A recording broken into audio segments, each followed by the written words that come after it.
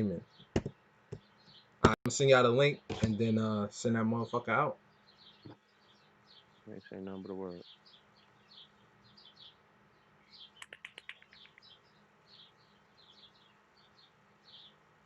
Bro, The yo, beautiful Trey, bird Trey, you with the bird striper, bro? Yeah, That's that's some me. urban nigga now, bro. It gotta be you, bro. Yeah, that is. It's me That's a peaceful over here, man. This nigga live in the wilderness. Son, birds will be tripping about my crib like that, boy. Jesus Christ. Birds have been wilding since quarantine. Yo, Big Walla. I've never heard this many birds ever. Yeah, because them niggas all They got out there hungry as shit. And I'm from Ain't Brooklyn, got nobody nigga. outside. They like, the fuck, where the bread at? Got you, right. I'm about to send y'all the link right now.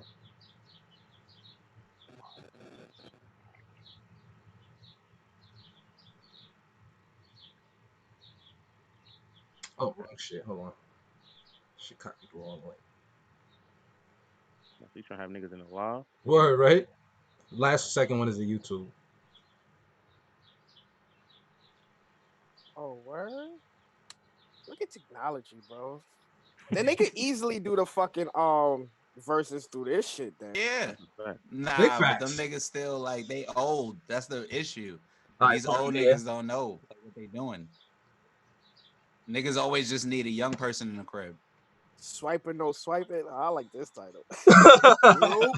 This is very flat. Yo, Palm, you good? Palm, you good? Yo, I'm here, man. I heard niggas looking for you, boy. I heard niggas looking for you. We live, baby. This nigga ready here, pizza nigga. So I'm here. I I'm tell you, here, man. I'm looking for him. These brolic niggas looking for you, my boy. Making sure you good. Your safety Yo, right. I ain't even gonna lie to y'all. Word to my mother. Since quarantine started, I've been waiting for today. Since quarantine started, I've been waiting for today. This nigga's a menace, bro. Oh man, today was one of the greatest days Twitter ever gave to me. Ever, bro. Crazy, One of the 'cause best. One of the best. I haven't been on the timeline, so somebody put me up to. It's not even only today. I think just this week just showed that we just always be right, like all the time. Like we never miss. We don't miss. We don't miss. All right, so let's start. Let's start. We're gonna get to the swiping, no swiping, but let's start. Oh wait, swiping. It's still swiping when you think about it. So we starting with my nigga who we've been slandering since day one, telling y'all niggas he been stealing Sean fucking King. Sean fucking King. Number one Public thief in enemy America number right one now. of the fucking Haters Ball show, and we told y'all from day one that that's a white man and he steals. And what just came out? He is a white man. He is a white man. That baby is from the Caucasus steals. Mountains. Did you read the? Did y'all read the article? Anybody read the article? Fred, I know you work closely with Sean King. Could you speak to y'all relationship as? Can we speak? Can we speak on that, Fred? Wow, Fred. That's true. Wow. You been getting a little bit more white, boy. I ain't going front. I don't know if you preaching, bro, but Nah, go ahead, Fred. Let's hear you speak on it because you're gonna be happy about this. First and foremost, y'all was the same niggas on here who was like, sometimes you got to be in a room with Sean King to make things happen. Right. Anyway, Sometimes you do. Sometimes you do. I don't even know what y'all talking about to keep it a band. Yeah, somebody inform me. Sean King is a thief, so we said. So let me tell you what happened. So I don't know if y'all know of the old abolitionist papers called the North Star. Have y'all heard of it? Yes, Frederick Douglass and all of them. All right. So Sean King took it upon himself to relaunch this thing. So he crowdfunded, got all the money, etc., and mishandled the bread. As usual. So for mishandled meaning. So for example, mishandled. Right? They were running out of money, right? They were running out of bread, and it went by subscription service, right? So a lot of people were getting charged, double charged, etc. So his team came to him and said, look, we don't have what we promised. You can't charge these people for this shit. He puts out a statement after speaking to my team. My team says that, the decision we made, as a team isn't going to work, da-da-da-da. The man still went ahead and charged those accounts. Wow. Next thing. He reported that, he employs a staff of this amount of people, blah, blah, blah, blah, blah. He comes down, fires most of his staff, takes a picture of the staff that's left and says, "See, I got staff." Carol Baskin shit. Part 3 of the article. Black women, I forgot what organization they did some work in together. They never received the money that they said they were going to receive, or they donated money, it didn't go where it was supposed to. Let's say We talked about that's this the issue, before. right?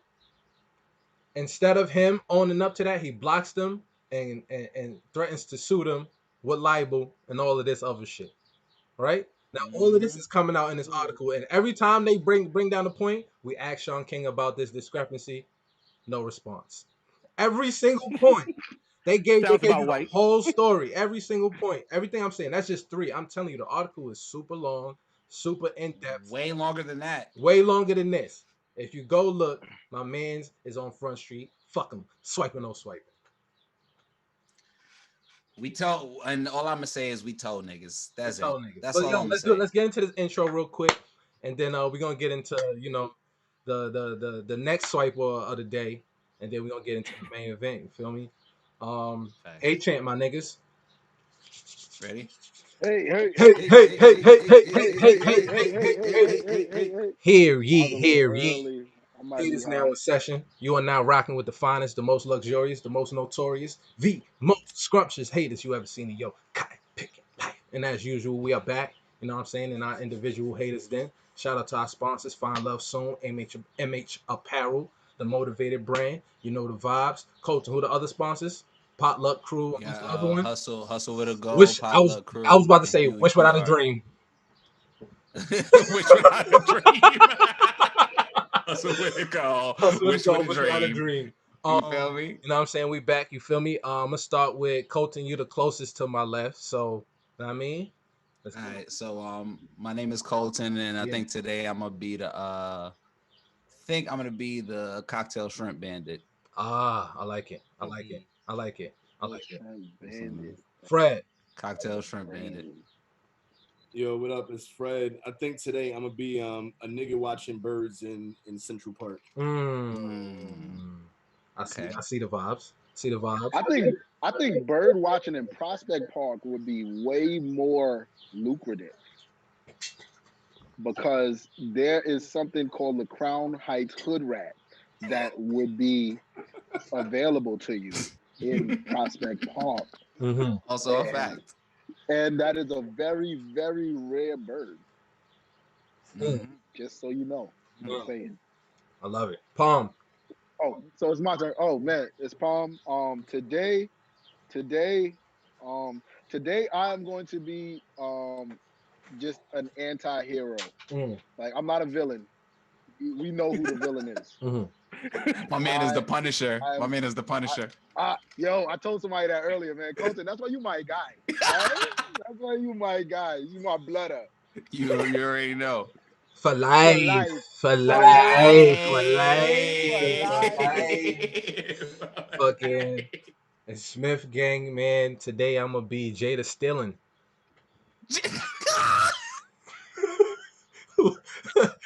Yo. I'm not Oh a my villain, God. but I can I'm relate to stealing. stealing. What's wrong with these niggas? Yo, let me get to Great, this great guest. show. Let's get to the Great show. guest, Let's get to man. the guest. So We got some great guests. we got some Great great guests today. guests. Firstly, you know what I'm saying? They got a dope podcast. We've been trying to do this for a hot fucking minute. My guys, good ass people. We got to fucking I got to sit in on their podcast, you know what I'm saying? So I wanted to bring these Facts. guys on, you know what I'm saying? These are really, really good dudes that I've come to get to know and really fuck with. As y'all see, I will say when I don't fuck with you. These niggas I Facts. fuck with, and I'm Fuck with saying it him. because I fuck with them for real. So introduce yourselves, y'all podcast, and who y'all are. Hey, that's on you, boss. Go ahead. You do the intro. All right, you already know what it is. It's your most favorite lover, as always, Donald Peasley. Alongside of LaShawn, we got a podcast called What's a Good God? Just for the record, we never said we were that. We get in trouble for that a lot. It depends on who's telling the story, though. It just depends who the narrative That's is. a fact. So we're gonna get that out the way bright and early because today it just sounds like we're gonna be a part of some shit. Yeah, so I ain't gonna front. I'm already lit, so you know the vibration on this side. yeah, Okay. we come out every Monday at 8 a.m. on all streaming platforms. You know, tap Mhm. in with us, man. Thank you for the invite. The first one was a classic though, even First though one was a nobody really. classic. Oh Oh, man, That shit Oh was man, hilarious. that man, was it listen. fucking was. It great. was. That shit But was low, I wish key, we 2 had hours. that soundbite. low Those key, the sound bites. timing is still perfect because our topic is still in that same So it's still vein. there. It's still there It's between still Same in breaks. that Yeah, it's thing. same still there. vein. Facts. So you know what I mean. We'll Facts. be able to touch base on the same topics we spoke about. I'm gonna see though if I can get the audio. I'm gonna see. I was just Uh, about to say, do we even have the audio of that? Because yeah, that was a We show, have the man. audio. that show was The a Definitely. people, hoot. the people need that. That show was a Nah, hoot. that was Facts, a lot of great conversations OD. All right. partook in that. Yeah, So our next guest, this guy right here has become like a brother from another mother to me. Um, Great dude. I what about a learned a cousin? lot from him. Yeah, yeah. I'm with that too. You know what I'm saying? He a cousin. He a cousin. This is You my gonna tell cousin. people You know you what our I'm saying? cousin from now It's on, my bro. cousin. You heard Marty's me? my cousin. You know what I'm He's saying? my cousin. Marty is now my cousin. You feel me? So, Marty, everybody cousin now. We all this dude, Jamaican now. yeah, dead ass. This dude right here, again, I learned a lot from him. There's not too many people like I can say like as my peers that I can look up to and say this guy right here is an image of a black man that you want to stand up to be.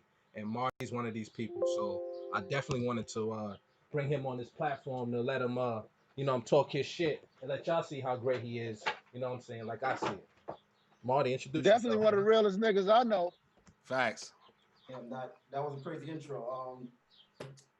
I appreciate it. Thank you for letting me be on the show. I'm not a podcast, but yeah, let's get this going. All right, man. Number one on the agenda, Jada Stealing. Let's go. Let's talk about stealing. Let's talk about stealing. Let's talk Let's talk about about theft. Let's steal, talk about baby. scamming. Let's talk about selling rentals. Let's talk about Wait, Find what? them getting out. abs online and sending it to chicks. Let's talk about lettuce. Let's talk about renting out on tabs at bars. Let's talk about Oh my God. talk about Yo, the you remember general that? manager of Ralph Lauren. You remember that video of son like reaching his hand in the window like I'm gonna fucking murder you. Fucking murder you. Why somebody told me he was reaching in her window trying to steal her laptop like that when she called him. What? This Yo, nigga was I'm trying to roll up, slink the yo. laptop out the window. What's good with niggas, bro? Son, I don't know, bro. So, Are we gonna fill the people in? hi. What are you talking about? I don't even know where to begin. So, if you know, since day one, Palm has been making some very aggressive statements. I'm not gonna say threats because that's implicating my man's. Yeah, you're right. Some very It's not a aggressive threat. statements that may or may not have been said in jest. You just never know. You get what I'm saying? A lot of people wanted to know who this person was. Well, today, if you follow myself, whoever on the timeline, now you know. So Now you know who it is. this starts back in the day from us. Like I met him through a friend, and we was cool for about 2 years, and then found out, man, this nigga wasn't in a coma. You feel me? So cut this nigga off. You feel me? And then, Find out that the nigga be stealing. Like you be stealing on niggas' time. Like what are you doing stealing on the clock? Like making us look crazy. son, bro. All right, so the coma story, right? So a lot of niggas like if you was on the timeline at the time, like it came out like, oh, this nigga's in a coma. Now everybody in this chat, if you watching this live, if you got a homie in your crew, whether it's a friend of a friend, it's somebody you know, and somebody random says that motherfucker in a coma, you gonna be like, nah, nigga, what? I'm gonna find out what's going on, nigga. That's it. That's just what you gonna do, right? Cause your man's is in a coma. You know what a coma is, nigga? I don't, but I know it's serious. So nigga say it's a coma. I'm hitting Shorty up. I'm not getting no information from Shorty. If you know me, I'm aggressive. Now I'm not getting no information. Bitch, what the fuck happened to my friend? So I get in contact with his sister. Oh, we don't know what's going on. He's in a hospital. But in this meantime, we're all good friends. If it's Colton, we would do the same thing. We call every hospital in the tri-state under every fucking variation of a name that we know this nigga by. No hospital. So so the next day, I guess, or whatever the case may be, I think it's me, Greg, Will. We get a phone call like, yeah, man, I just came out of coma. You know what I'm saying? Like, yeah, I mean, I'm good. My sister didn't really know what's going on to explain it. And we just like, dude, no, the fuck you wasn't. Like, how do you have a 1 day coma? Where they sell those at? Let me get one. You feel me? I I need thought a a one day 1 day coma coma. You was just feel a me? good night's sleep. Nigga. I thought that's what that meant. I dead thought that's dead ass. I thought like 10 hours is technically in a coma. You get what I'm saying? Yo, listen, wherever they sell those at, I need to buy I two need that. I because dead ass those are need that. get out of jail free cards with your girl. Yo, think about it. Your girl hit you up, Okay, you nah, disappear. nah, I was in a it's coma, not. nigga. She gonna find you. She gonna wake you up out the coma herself. It's not. Damn. It's That's a not fact. Yo, Yo, you right. this nigga out here being Nigga, logical and shit, she man. gonna find that shit. Yeah. But nah. Um, Yeah, nigga. what's the Go other ahead. story, Colton? Tell the other Oh, I story, got the son. here's the other story. So we have it's a house party. My homegirls is having a house party. She tell me that I can invite my homies. I'm like, yo, y'all really my homegirls. I'm gonna bring my niggas. Like I'm gonna bring the people that I feel like can be in your space and won't disrespect it. But I didn't know the type of character this nigga was. This was me in my young turned up days, just trying to be turned. Nigga, I learned from that. That's why now I be getting so tight at people just loving the clout. So Yeah. basically the nigga pulls up with us. We're all at a house party. My homegirls that are throwing the party, both their phones go missing. So I'm there with Trey and like the other homies. So we just like, nah. Everybody gotta fucking Run their we pockets. checking everybody's pockets. We checking the people's bags. We checking everything. Bro, my hands is in niggas' pockets, bro. I'm super aggressive at this point. Nah, One you of the not leaving, bro. You not leaving, bro. One of the ultimate genius thieves hit us with a misdirection move that caught us in that moment, but did not catch the black woman. And I apologize for not listening to them in that moment. But he definitely hit us with the I got y'all, I'm about to help y'all, but let me go to my car real quick. Disappeared real fast, came back, started helping us. And then the girls there was just like, nah, we think this nigga took it. The second they said we think this nigga took it, he was like, oh, my phone missing. I can't find my phone. Okie doke. And my dumb ass is like, yo, niggas is stealing phones. And me and Trey, like, we think this our nigga. We just like, what niggas is just taking all our people's phones? Are you fucking serious? Nigga, and then nigga got us in that moment. I dead ass just remember like chilling with my homegirls afterwards and they was talking and they was just like, nah, I think he took it. And then they was just like, because remember he went to his car. And then I was just like, oh, fuck, he did go to his car. Yeah, see, I was like, he did. No, remember, did we end up going to his car though? Didn't we? We did end up. Oh, we did go with him. We did ass walk. You walked with him to his car. I was standing outside the. He was like, "I'm gonna go to my car." We was like, "Yo, now we gonna go with you." And he was like, "Oh, one of y'all can walk with me." And I was like, "I'm gonna just stand outside." And Yeah, I went with him. I didn't see no. I I didn't see no phone. Nigga did a sleek listen, man. thief move. Let me Nigga, tell I you, know. this Probably nigga was in the club department or something. I've been a Nigga, criminal boy. before, but like that's criminal. You know what I'm saying? Criminal. That's petty criminal, and I just don't understand. You feel me? It's different. And like yeah, again, man. just all that to say, like after that moment, I just remember being like, "Oh, this nigga's full of shit all the time. Yeah, every all time. the time. We can't all the fuck time. with this nigga." All the time. That was a while ago. That was almost 6 or 7 years ago. At least 6 or 7 years. Damn, that was that long ago, son. Yeah, bro, 6 or 7. Because Because it was I before the started Twitter rapping. timeline shit. That's when me and AK was rapping, and I always remember that. That was 7 years ago, bro. Bro, Because he always used to. I never Bro, you Oh, rap? what you Yes, say? I rapped, bro. I'm What sorry. you rapped about? You I look like rap. Jay-Z right now, but nigga, I don't know about that. Let me see some. So that means people definitely don't know about the story that we all experienced together.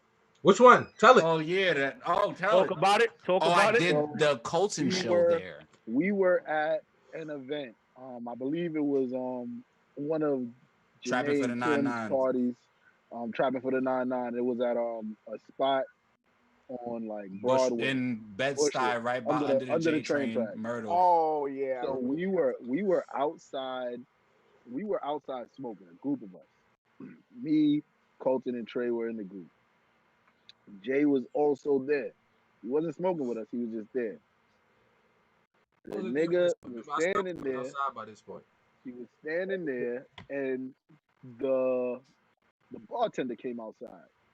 And the bartender came outside, and she's looking around, and she's like, Westchester. She points at this nigga and says, Westchester. Everybody's like, Westchester. What the fuck, Westchester? This nigga walks to the bartender. They talk a little. He walks inside. We continue speaking, doing what we doing. The nigga comes back outside and he's fake on the phone. He's fake on the phone and he starts to walk. He's standing in front of the bar first and then he starts to drift up the block. Now there's a construction site next to the bar, so like you could kind of hide while you walking up the block type shit.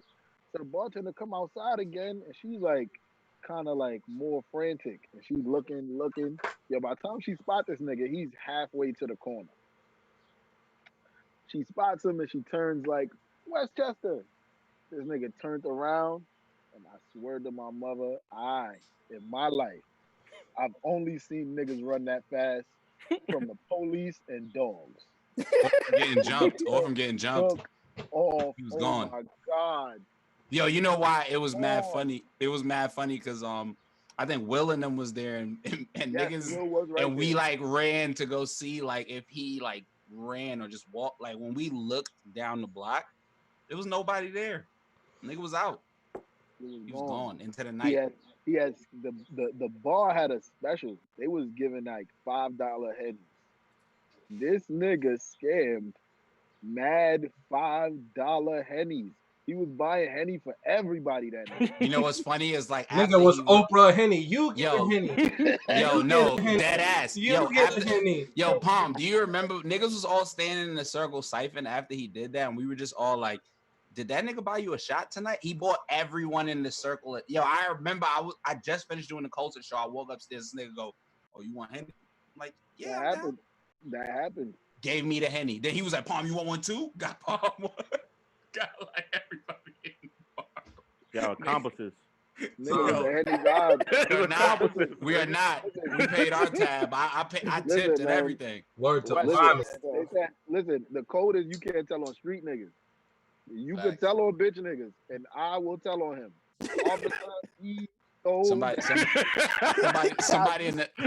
Somebody in the comments said he got me like that. Wow.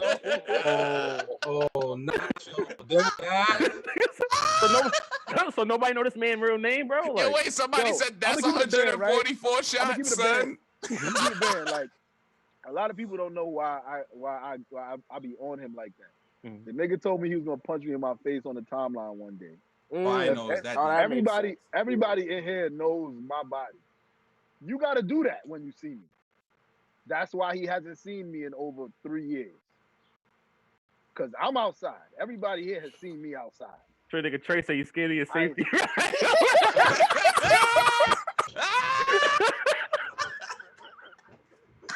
I don't know, Palm. These strong niggas is out here like, yo, nigga, me and that nigga did protein together. I go for he work out with Zeus.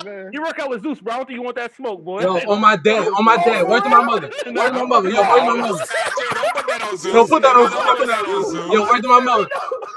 On everything I love, my nigga. Everything I love. One day we sitting, right? He like, yeah, son. I'm a personal trainer now, my nigga. I just looked down at this nigga's stomach. I said, ain't no way you personal training nobody, nigga. Ain't no fucking gym let you walk in there with a gut and you teaching people how to work out? Yo, somebody said his name. Hold on. Wait, I'm sorry, guys. Someone said his name is Jerry Burr. Jerry Burr? I don't that shit on my sound. Not for nothing. This is why I don't follow. Yo, like people be asking, I don't want to know none of these people. Jerry Burr? Yo, I'm gonna tell you. When I call Palmathan, I be laughing. Yeah, that's not my name, y'all. That's not his name. Not my real name. But like, sorry. Imagine your name is Jerry Burr. Yo, all right. Hold on. The top two story though. It's not our personal story, but him saying he flew sun out. Yo, that's wild. I'm gonna explain that. On some Ray J shit. Yo. Apparently he was flexing to some shorty that he flew a dude out to Paris and bought him a Maserati. Like, nigga pulled the Ray J. Say you ain't come to LA and I ain't drunk yet.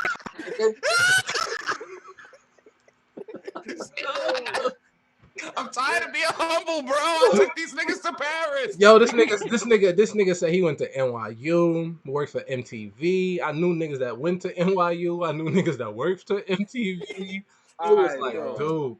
I'm gonna tell it to y'all like this. Like, I believe in my abilities as a man. Like, I can fight all that, right? But yo, the nigga got invited to a party and called Shorty who party it was and was like, "Will Palm be there? Cause you know that guy's crazy." Yeah, bro. Some people scared to get arrested, Yo, bro. listen. Yo, obviously he's not if the nigga's impersonating MTV dentist. That nigga different. Like, come bro. on, man. Nigga was like, I was a dentist on MTV Cribs. Nigga, what you Y'all talking told me about? that shit, bro. I was crying. Yo, the dentist shit Nigga is said so dentist. funny, my nigga. Yo, son, I ain't got perfect teeth, but you seen this nigga mouth before, son? No, but still, Son, imagine. no. Yo, show him out. You seen his mouth before, son? Shame out. But yo, this nigga's a fucking dentist. Imagine like he meets a real dentist. What the fuck is he gonna talk about? Nah, but like for real though, but like, are people serious like defending him? Heard he got stands. What's that about? Yo, nah, it was niggas. Nah, cause it was getting me hot. Cause niggas was like, oh no, niggas, what do you guys get out of this? It's like, nigga, I told you niggas personally. What do you guys get out of this? Don't make this get personal, nigga. 'Cause Yo, I some told you Nigga said Ramadan's over, nigga. I'm it's with over, the nigga. I'm with everything. I'm not in with over, nigga. Nah, he really got fans because it's like it was niggas that was dead ass saying shit like, yeah, he mad cool, but I'm seeing he a What do you mean he's mad cool? Why would you start off with he mad cool, but he a pathological liar? Like, nigga, no, he's not mad cool, but that's not who he is if he's a pathological liar. Yo, don't fuck with niggas and they virtual friends, you heard? Fuck out of here, nigga. That's his virtual mans. They did push-ups together on live, nigga. They was in Zoom getting crazy, nigga. Fuck you talking about? Shared meal plans, nigga. That's the real bond. That's a real bond. Nigga, we had 74 people watching us on live together, nigga. Doing sit-ups. What are you talking about, nigga? What are you talking about, nigga? We shared meal plans for 7 days for a month, nigga. 7 days. Yo, you think he gonna hit the Instagram live apology with the comments off? Oh, this on, nigga. Oh, you different, bro. Yo, speaking of being in racial chat room showing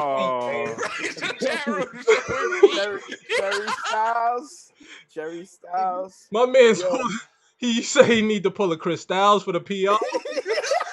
I don't gotta do none of that. Yo, how I did this. Nigga say, yo, y'all niggas bugging. I ain't do nothing. First of all, would a nigga with 4 watches do anything? That nigga pulled the chains out like I ain't do nothing, nigga. Yo, son, I got 2 Cubans. Oh my god. Yo, hold up. I didn't watch. This was real statements. Yeah, no, bro. Basically, bro. He didn't say that, but he pulled up with like the fucking bracelets and no the funny shit. No funny shit. If you mute Chris Styles live and then you just place Doja Cat's audio over it, it'll sync. God, she said what he said in Caucasian. Oh fuck. Jesus Christ. You know why she turned the comments off, yo? I peeped. Like when she started this shit, the comments were still on, and somebody hit her with the hello racist with a heart. And then she was like, nope. Gotta turn this shit off. They fucking wild in here. Oh no. Yo, how y'all felt about that Doja Cat shit before we jump into the main event? I didn't watch it. I've just been making jokes. Yeah, I saw like the first 2 and I was like, this bitch is on crack. And I just turned this shit off. I ain't gonna lie to y'all. I've been thought she was a cokehead for like all the videos that people be like laughing at, like jokey and shit. I'll be like you gotta be on drugs to like even try to joke like this. So y'all be laughing at a drug addict. I don't even know what she did. I just know I always said she was white because I saw her wigs and her feet. So she was in racial chat room showing feet. No, feet. What Nori said was word for word perfect. Like, it was like the most. That's how you sum it up right there. It was so pure, but at the same time, it was like such an old nigga take of like the whole situation. Like he just seen everything, and in his mind, he was just like, "Should racial chat room showing feet." I gotta tweet this.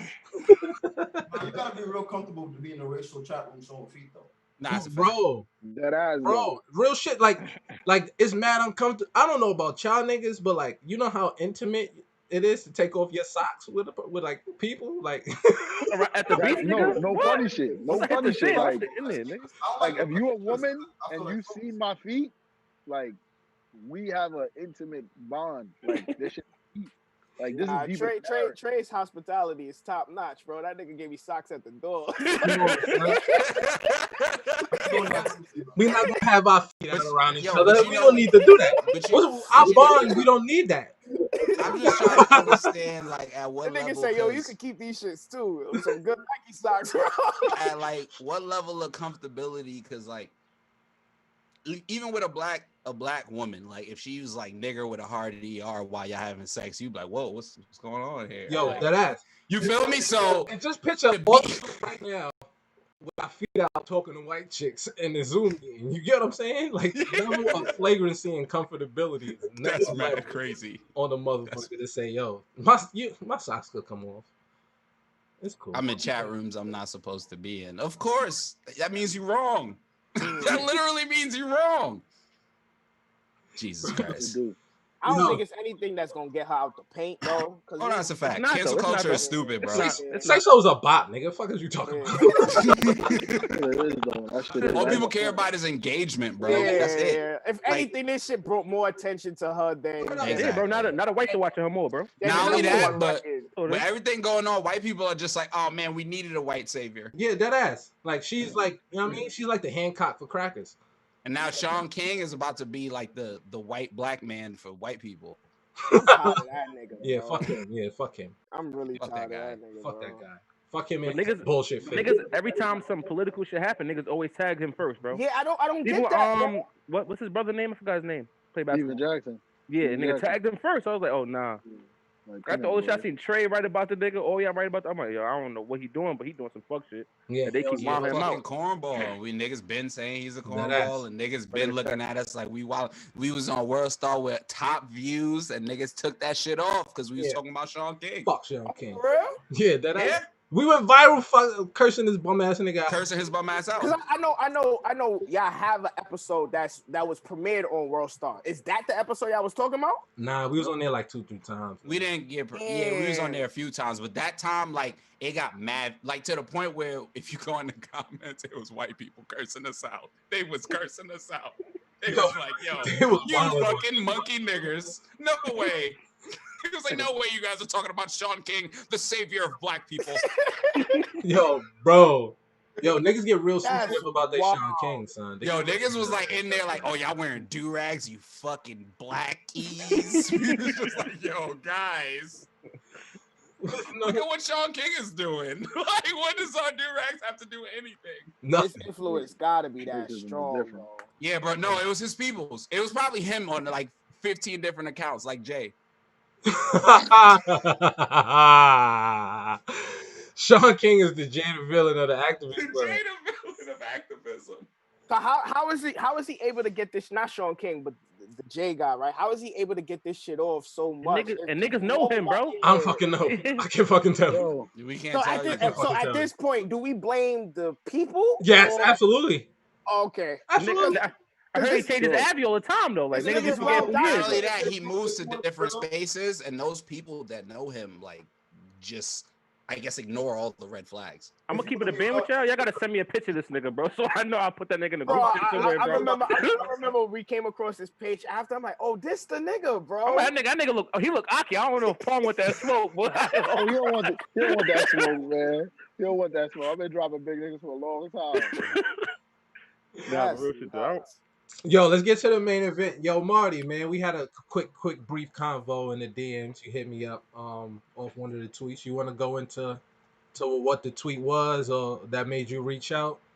I just jumped. Oh yeah, well, first of all, like we've been always talking about actually like being on the show and everything like that. From Absolutely. different, we have like about 3-4 different conversations. We always Yeah. talk about stuff that, not even just like a podcast, but stuff that we need to do Yeah. to know as men and things of that Right. nature.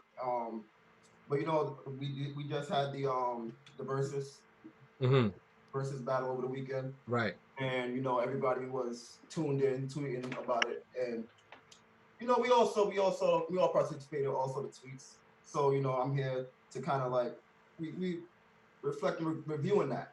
Oh yeah. Talking about the history and things of that nature. Oh yeah. Oh yeah.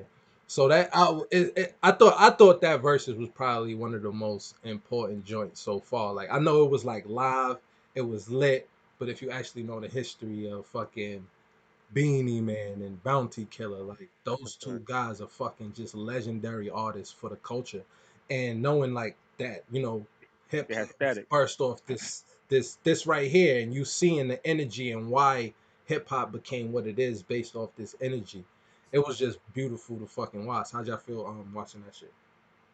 I love that shit, bro. That shit was like the only No, live that I when it was like the initial matchup. I'm like, there's no way. Like, I ain't expect it to be that good either, yeah, bro. I this expected no way Beanie I this Man is. to didn't I didn't squash expect it him, to be that good. I'm not Yeah, gonna I'm hold you. like, I there's didn't no expect, way but this is gonna be a fair I, match. I forgot Bounty Killer had so much good songs. I was like, all Bro. right, I'm gonna fuck with it.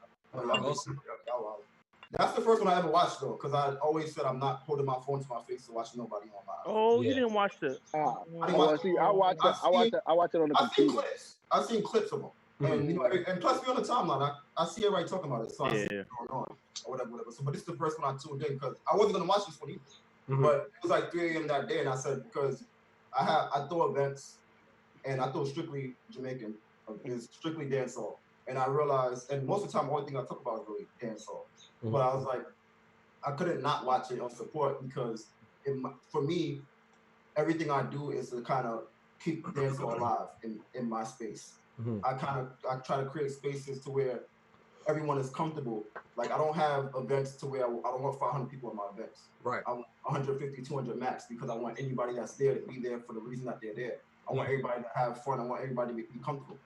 So I tuned in because I realized I couldn't not watch it and say I'm trying to do this. Or I had to support that. So watching it, it was better than what I thought it was gonna be because I didn't want to see it because I knew it wasn't gonna be what I wanted it to be. Mm-hmm. But watching it, I realized it played out exactly how it should have played out. Absolutely. I feel like as a person that like likes overall like hip hop, R&B, all that, I've watched all the verses so far, and like I can honestly say this was the best one that I've seen. Hands down. For two reasons, and I've seen people say this, which I feel like kind of discredits the music and like their choice of music and their choice of going back and forth and shit, but it also makes sense. Is like the first was the live aspect, them just both being together, like that made it go back to like the real, like when they had battles, it was just back and forth. You play a rhythm and niggas is just spitting everything. Like that's it. Like they just rap, like they just really just spitting they shit back and forth. Mhm. And they It's got just to of a that, but at clash. the same time, like a clash, and at the same time, they did the same versus formula. Mhm. So it was just like one of those things. And even though I seen a lot of people get upset, which I understand, like you come to see reggae, you're not really trying to hear the hip hop cuts. Mhm. But I felt like the hip hop cuts were deep enough that like if somebody don't really fuck with reggae, they'll stick around to hear the rest of it. See That's what it is. Like me, Tiff, and a few other people. Like we sat there. We didn't really want it because we know we're Jamaican. We know what a clash is. Mhm. Facts. We knew it was gonna be that. But at the same time, we all agreed that we have to watch it because at the end of the day, like what you said about the rap cuts, that was really Bounty Killer. Bounty Killer's first 6 records. Yeah, facts. Why are you doing this? Because but then it worked perfectly because at the end of the day, Timbaland didn't know who Bounty Killer was. And he's behind it. You understand? Like I know Bunty was signed to Swiss Beats for a couple of years, so I know Swiss knows what he's doing. So Bunty playing those cuts was smart because it's not for him and Beanie, they're friends now. It's not a battle. It's an educational thing. Facts. Yeah. So Bunty playing those cuts showed people. Cause mind you, all them cuts he played was mostly Brooklyn cuts, like Brooklyn or Queens. It was New York shit. Yeah. Because people don't understand as dancehall, New York plays a major part in dancehall. Any relevant artists from the 80s to the 90s, when they came to New York, Bunty Killer ran Brooklyn to the 90s and the early 2000s. Yep. Actually Flatbush 90s, that was Bunty Killer ran Brooklyn. You couldn't go to a club in the 90s and not hear Bunty Killer. You couldn't. The moment Bunty Killer touched the stage in Brooklyn, there was literal gunshots. Like it was. You didn't go to a club and did not see bullet holes in the roof. Like that's how it was. Like your parents would tell you that's a Bunty Killer ran Brooklyn. So I think it was smart for him to do that, and that's why he made sure he kept on saying this artist is from Brooklyn He played special ed. Nobody knows. The people didn't know that record. But it tells you how long he's been around. Flatbush It niggas. tells you how much respect he has. He played Jaro the Damager, special ed, Mob Deep. That lets you know, for people who don't know who he is, the people you respect me. So it was a smart move. So I think the first half was really just him letting people know what it was, and that second half is when they really kicked it into gear. And then you seen, and I think it was perfect, like Coach said, because it went. We gave you the versus format, but then we give you what a clash really is. Because now we're going back and forth, so that shows you what this really is. And for people who are sleeping on Bounty Killer, like I said, when they got to the clash format, you realize, oh nah, he's not a joke. Because a lot of people, like before it happened, I noticed a thing where, like a lot of people who probably like aren't, like most of the Jamaicans I knew was all saying Bounty Killer. My mother texted me and said, we going for Bounty, right? My mother of course. But then the people who aren't Jamaican, I noticed, were all going for Beanie because that's an obvious thing. But everybody, when they actually saw it, Bounty Killer was more like a people's champion in a sense, when people actually witnessed how he was performing. And that goes to show you, I think everybody can learn from that. Because the newer dancehall artists don't perform like that. Rap artists don't perform like that. You know what I mean? So it shows you stage presence and things of that nature. So I think it worked out perfectly fine the way they decided to do it. Yeah, absolutely. And the craziest shit about the whole shit is Bounty ain't played mad tunes. That's a fact. I was kind of saying. Certain shit he didn't play, bro. He wouldn't know them songs. All them people that tuned in wouldn't have known them songs, so it wouldn't have Facts though. Those are the. But in those dancehall circles and all them parties, those gunman tunes would have been crazy, bro. People that knew those tunes would have been wilding. The tunes that he didn't play though, a lot of them he performed them though. When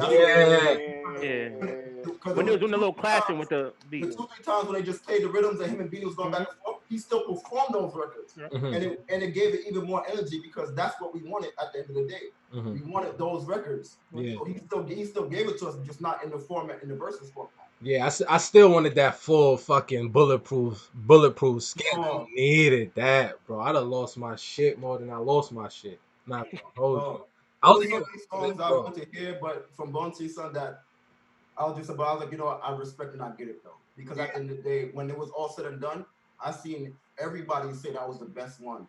Like even Swiss was like, they don't know how they're gonna follow up. And I was just like, that's crazy. That for when it started, when it was first announced, mad people was like, what is this? And it turns out it was the best one. And I like that. I feel like it put more respect back onto dancehall and the pioneers' names. Yeah, and I think by accident too, because in this clout era, everybody gonna be where it's hot right now. So even though mad people didn't give a fuck about reggae or dancehall before this, as you can see from the comments, they wasn't prepared. Oh, I love oxtail and rice and beans. Like, they didn't prepare. You know what I'm saying, what was about to happen, but they had to comment to let people know they was there. You feel me? So, you know what I'm saying, you just getting all these fair weather people that just gonna be there and watch it, and they just got to experience something that I don't think a lot of people ever would have ever clicked on. Like when the dancehall artists clash, if you're not into dancehall, you don't know about it. You get what I'm saying? You won't watch it, and it's just not that you're not interested. It's not your shit, so you don't know about it. That's just how it go. You know what I'm saying? Like this fucking fervor communities. Nobody knows what that is. But what it is people dress up in costumes and they fuck each other. But that's what I'm saying. It's communities for everybody. So Paul, I got a question. If you could see like Bounty Killer and Beanie Man stand next to each other in unison, can you and Jerry ever come together? Oh, this nigga is different. He's right though. He had a good question. That's a good question. Like, I can't lie. These niggas wanted to kill each other. They wanted to kill each other, bro. Nigga took it 40, bro. Nigga, that's different, bro. To be fair to the Palm, at least they had beef for 27 years and they battled every year for those 27 years. Them You niggas have to actually meet Palm first. Yeah. That's you can't, like I said earlier, this nigga is the top 5 hide and seek player I've ever seen. I mean, shit. To be honest, like we had our own thing, and we came together like grown men. Classic shit. And look at we here now. Me and Don play Call of Duty every fucking day. That nigga Wordsmith stop ducking the smoke, boy. I don't even be on like that no more, bro. Whatever, man. I ain't got time for you right there. Nah, that's a fact. But that goes to in the sense of sometimes when you realize, or when you finally have that conversation, you have that like epiphany, like, yo, what this shit is really about. Yeah, facts. Yeah, and then when you realize what it's about, be like, yo, it's not worth what we wanted to do. But you know what it's really about? It's really about stealing lettuce. And we don't fuck with that. All right, so who stole lettuce? Come on, my nigga. That same nigga, bro. The same nigga stole lettuce, bro. But the crazy, he stole lettuce from a girl house at a party. I don't know why you steal a lettuce, bro. Like, I ain't for that nigga got problems, bro. Iceberg like 99 cents a pound or something like that. You gotta relax. Not even but like, water. In the vein of the conversation, like, we've seen that happen with so many people who've clashed that sting. Yeah. Just for like younger people, Movado and Vibes Cartel went at it for, yo, I never seen somebody get so much tunes dropped on their head calling them a barber. Yeah. That's why I didn't like. One thing is, like, me and Tiff had this conversation, and that's why I realized, you know what, I don't like how after it happened, all the media outlets started like tweeting about it, this, that, and third, and it's kind of just like, it's all fake. Because even like the Jamaican media outlets, y'all don't actually push dancehall music, so don't pretend now. Like, they was getting at Spotify because Spotify put out a playlist for the Clash.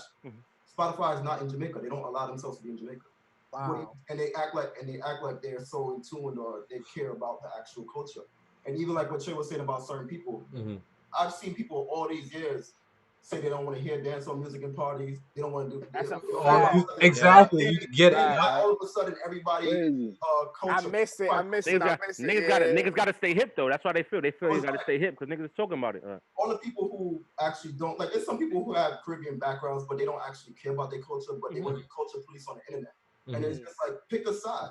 Like, you don't have to pretend, because like I've seen people daily slander dancehall music. Whether sometimes, you know, we all making jokes and stuff like that, but people say they don't want to hear the music, but then they want to get down there with the tweets and everybody celebrating. Now it's kind of just like, so I see the media outlets, all of them, like when Bunchy said when he dropped Fed Up and he was like, this is why I don't have a visa. Then I see the Prime Minister, I see everybody tweeting about how this was great for the culture. Y'all don't care about the culture. And that's one thing, especially with Twitter, everybody reacts and talks about stuff they know they don't care about and stuff that they know they don't stand on. And that's why when y'all say certain things with certain people keep happening, we all been following, like, Twitter, we all been on Twitter for 9-10 years. It's been the same story over and over again. So I don't know what's surprising about most of the stuff. That's why a lot of stuff I don't participate in or care about, because like I've seen the same thing over and over again. I know I'm not the only one with eyes. Like, I know I have extra pair of eyes, but like, facts, me too, brother. Like, I know it's the same thing over and over again. So I see certain people act a certain way, and then they want to support something. It's kind of just like, just pick a side. Yeah, that ass. Everybody want to be down with every fucking thing, and this shit is just disgusting. Fuck out of here. Nasty, boy. Very nasty. But yo, back to what we was talking about though. What would be? I guess I'm gonna pose this question to Marty. What would be because I don't even want to see no more verses with like hip hop artists, R&B artists. I really could care less. Like the shit that they did the other day with 112 and Jagged Edge, that shit was horrible. That shit was disgusting, trash. I want to see more dancehall artists. What would be? I seen you retweet that shitty list the other day too. Boy, Popcorn and Alkaline. That's next. That gotta be next. It's not gonna happen. They don't fuck with each other. That's the only thing that's not. I know it's not gonna happen though. But that would be fire though. The thing is, like, to be real with you, like when I seen all the lists, my opinion is different from everybody else's because I feel like there's certain people. I feel like I look too deep into it in terms of I know what's not gonna happen. Popcorn and for one, Popcorn and Alkaline, the newer artists can't perform either, so it wouldn't be good. The newer artists have too much ego, so it wouldn't be good. The only valid one I've seen that I agreed with was, I think, Sizzler and Capleton, and there was one with Buju and somebody, I can't remember who it is, but other than that, I really don't see a lot more of them because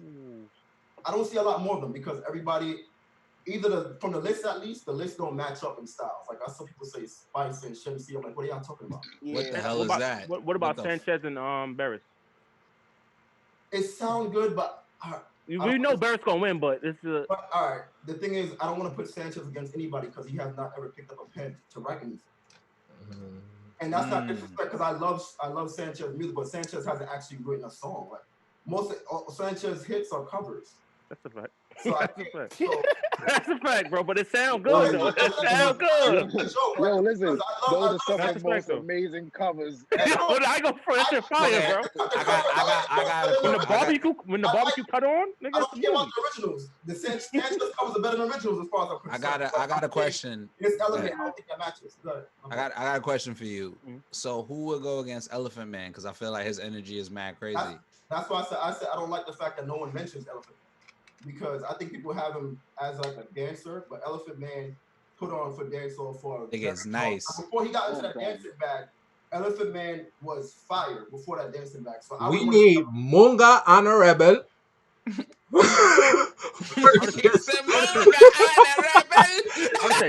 My name is Dr. Evil. Dr. Evil, nigga. We need my son Dr. Evil. No, that's getting banned. Dr. Evil can't. Not on Versus. Not with them. Yeah, he got on Versus. Yeah, ain't gonna front. It's over. This song's too crazy. We're for 90 already. It's over. They clipping that live 7 seconds. Look at him. Benny thought they was about to get kicked off the internet. Oh yeah, that was gangster. I fuck with them. The crazy thing about it, the only reason why this worked out is because that they were right next to each other, so the audio was coming from one place. I knew that was gonna happen, though. But I actually expected them to be in a lot. I thought they would have a band. Like I tweeted that. Like my expectation was they might pull up with a band and do like a real clash. So I knew they would be together at least. But I actually expected them to do it in front of a band. Yeah, because technically IG can't handle that audio. Mm-hmm. So but it's that's like one thing too. I know people say like, "Oh, they surprised about the audio." I'm like, first of all, dancehall we made clashing. What do you mean surprised? We made sound systems. We are audio. Like you know what I mean? So I think it was more. I think it was more of the streaming aspect. The internet connection, I understand. Shout out to Digicel, bro. Digicel went crazy, Next bro. time I go back, I expect that. Your T-Mobile won't go to it, bro. Don't worry about it. You good. Marty kind of right though, because the after when Rory from Stone Love was just running to him. Yeah, that shit was crazy. Listen, man, it sounded like he was in your crib. It's a fact.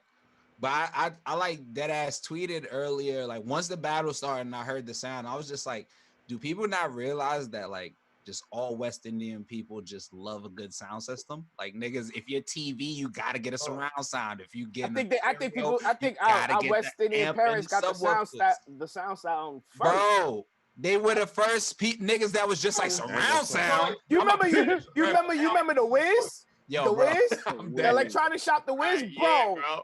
Yeah, bro. I don't think my mom loved Radio Shack, bro. She loved that shit. She used to go there bro, and be like, she'd be like, so if I got a large screen TV that's on the wall, what's surround system I need to get? I'd be like, yo, goddamn, mom. Across the street from Kings Plaza, bro. We get the TV you from already know. Right across the street. You already know. With, bro, that shit crazy, bro. But yeah, West Indian people, we just love good sound because like when niggas is cooking or cleaning on Sunday, you need that, and you can't hear that throughout the entire crib. What the fuck are you even here? You're not even cleaning if the music. You're not even cleaning. You can't clean if you can't hear it all around. Yo, one thing I know my mom loves is some type of speakers or some type of stereo. She's like, I need that. So it's just like the sound's gonna be good. Gucci. I'm trying to really think. Like I don't know. Like I would love Sizzler and Capleton, but I don't think it's gonna work because of the content. Facts. Even Buju would be hard to do because of the content. No, yeah. Buju got enough songs though. He got enough songs. He got enough songs he could do. I actually believe like the people I don't like I said I don't like that people didn't mention Elephant Man. And I actually, because of the stand-up of the internet, how people praise Cartel, people don't give Movado his flowers anymore. So Movado would wash a long list of dancehall artists, in my opinion. I was saying this, and niggas like, Movado and Movado got battle tunes. I was like, are you Movado records, I think, would clean up a lot. Yo, bro, if niggas not talking about Busy Signal though, bro. But if we even talk about Movado, like that nigga, all he gotta do is just play his Drake record, nigga. He be like, yo, are you niggas crazy? Does these American niggas want me to win? And he has matched it with Khaled too, so it's like, bro, he can just go crazy. But I think if Versus is going to go far, they can't pander into like the hip hop sound and expect them to go that route. Like if you want the true essence, just set up the platform and let them do that.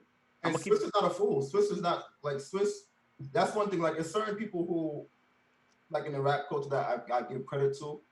Swiss is like I said, Timbaland didn't know anything about the particular. DJ Khaled had to really, and I was surprised. But I was like, why am I surprised about that? Khaled had to really like prepare him and let him know who Bunch is, because Khaled has been in the dancehall industry since the late 90s. Khaled got his career from being. Nigga, I only know who Khaled, because I remember when I first seen Khaled, I was like, ain't that the nigga from Shotters? Nigga, it's Shotters, bro. Niggas keep slipping on that shit, bro. I didn't realize it was him until like maybe like a couple years back. I was like, he fat as hell now. Yeah, I just remember that. Honestly, I remember Khaled from, I think it was 1999, and I was in Jamaica, and it was a sound clash, and Khaled was there.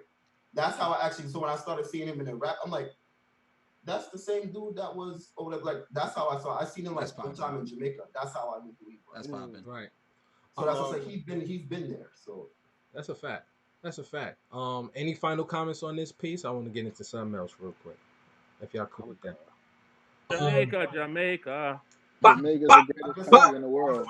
Put respect on Bunty Killer's name. That's a fact. That's a fact. Heard? That's a fact.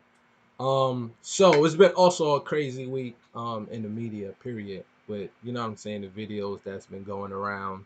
Where y'all at with that, man? How y'all feeling? Just check. Can I keep it a stack? Can I start off? Where y'all at, man? LA, go ahead, start off, bro. Me and Don got an episode coming out this Monday. Ironically, we recorded that before all of this shit happened. And it was like, damn, like, we're now at the age where it's like, yo, a couple years down the line, we might have some kids. But now me personally, I'm second guessing if I want to even bring a black man into this world.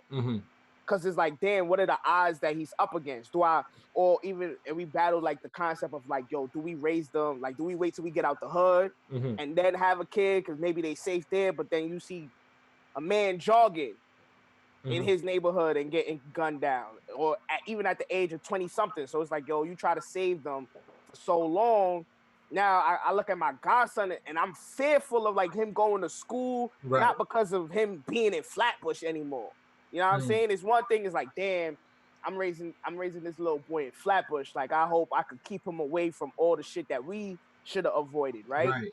Now is that's not even my concern. That's like 3 on my list. Like, yo, at 5, I gotta teach him, like, yo, bro, when the cops come, just do what they say. Don't move, don't flinch, don't just do whatever you can. And I'm like, damn, why do I have to say that to a 5-year-old who just want to play Beyblades? You know what I'm saying? Or like, if I tell him like, yo, we can't hang out here for too long, or when you go to the store, try not to wear that hoodie, you know, get something with color, get something with, you know? So it's the concept of like, yo, do I even want to have not do I have a black kid, but do I even bring one into the world? How fucked up it is. Knowing how fucked up this shit really is, bro. Because it's like nothing's gonna change. It's not like, I bet we see all these black men getting killed, but justice is being served. It's the same shit over and over. Yo, you go to desk job, or you no longer work for us, but he be all right. You know what I'm saying? It's like nothing is it worth it? Do I take the risk? I feel like now it's like, yo, I'm running the risk of bringing a black man into this world. That should never be a concern of like, damn, my generation might stop out of fear. I hear what you're saying. Well, here's my stance on that, right? So just being black in general, black man or black woman, like, it's just mad hard to just be out here, no matter what your sexual preference is, what you believe, what you love, if you talk properly, if you don't talk properly, if you dress properly, if you don't dress properly, you get what I'm saying? So I feel like I'm at a point right now where like I don't have any kids, but like I can see it in my future. So like now at this point, I really am trying to figure out ways that I can protect myself and my community, or make sure that myself and my community is good. So if I do decide to bring kids into this space and area, like I know what to do. So it's just like what you said, like it is gonna be mad hard that if I have a child in my face to be like, yeah, you can't stay at your friend's house. You can't like take a walk at night if you're at your white friend's house in their neighborhood. You get what I'm saying? Like it is hard for shit like that. Cause like I'm like, I know myself. And if my child's gonna be anything like me, they're like I'm one of those people that like I might have to just take a walk if I'm in your hood. Like just take a walk. Just take a walk. You get what I'm saying? So TD said this shit. I don't know if it's a he or she. I apologize. I live in Minneapolis and it's wild up here right now. I was seeing those videos too. It's like, Yeah, they Yo, wild right now. But people isn't are this Minneapolis second go around with this shit? right. Yeah. And if I know I have family out there, and they tell me like, yo, the tension is high. You get what I'm saying? Like, it's been high for years. These last two things have just been the tip of the iceberg, and it's going That's to get nuts, nastier. You bro. get what I'm saying? So that's why them kids out there, like, if you was scared, I don't know if y'all seen the video earlier of the little black kid, and he was On just the talking. grass? His Yeah, grandmother. he On was the just grass, yeah. yeah. He was talking to the reporter, and he was talking so eloquently Oh no, I know what Swim. you're talking about about. That breaking down kid. the system and how he feels. If y'all go and watch, if y'all go and watch, I don't know if y'all seen the revolution over in Egypt, the documentary on that. Nah, If I you ain't go peep. and watch that, right, those kids are talking the same way, and it shocked the shit out of me because it's like at this point, our kids are growing up to be more politically adept than we were. Mm-hmm. You get what This I'm shit saying? wasn't even a Because concern, bro. it's like for me, it's like, and I feel you, LA. I have those same fears, but it's a different fear because it's like if I bring a kid in this world, I'm gonna be a murderer if anybody ever do this shit to my. You A get what I'm fact. saying? There's gonna And be it's, there's consequences. It no has there's no debates about this. I'm down to face whatever consequence I gotta face, but not mine, and it ain't gonna be me. That's how I feel. You get what I'm saying? So it's Yeah. like they're pushing us to these points to where we gotta go to the extreme because they already at step 5, and we sit here trying Yeah. to comply, but they already talking about death or no death. You get what I'm saying? Regardless if Facts. we comply or not. Yeah. Facts. Yeah. So we There's no have no middle ground. control in these situations besides if you want to go that extra route and defend yourself. You get what I'm saying? That's Yeah. what we've been pushed to. You've literally taken these people and pushed them into the corner. Now what you're gonna do when you back an animal into a wall? They fight back out. You're gonna leave with some scratches, win or lose. And That's a fact. that's kind of where Minneapolis is right now, using that because it's like, yo, bro, they back those people into a wall. Look how the kids feel now. Think of that throwing generation rocks, all after that. these adults right now. Nah, it's a You fact. get what I'm saying? You It's can't look not up going to to be these peace adults in that city for no time at soon. all.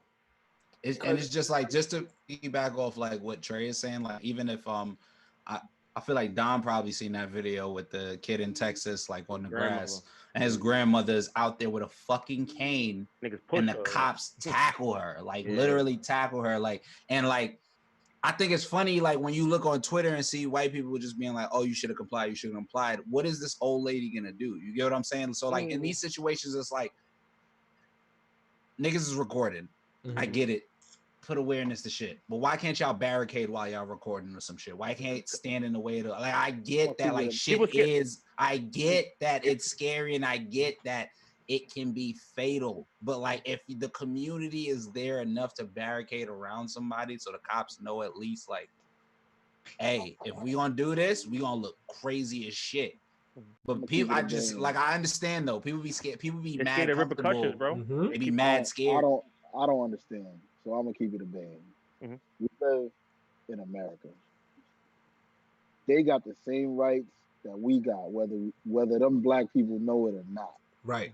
In America, when the government and the police are a branch of them, they are an extension of the government. When the government serves you no purpose any longer, it is your civil duty as an American to get them the fuck out of the paint. They don't tell you how. Yeah, we don't got that power, bro. Gotta do it. They don't. It's not that we don't got the power. We don't got the information. We don't got the information, the bro. Second Amendment says that. What is it? The Second Amendment? What's the amendment that say we can own guns? Second. Right to bear arms. It should be second. I think it's Second Amendment. Second or third, one of them. But that Because the shit tell first us is like we can. freedom to It's the own slaves or some second shit. amendment. Yeah, first is Second Amendment. That shit tell us we can own guns.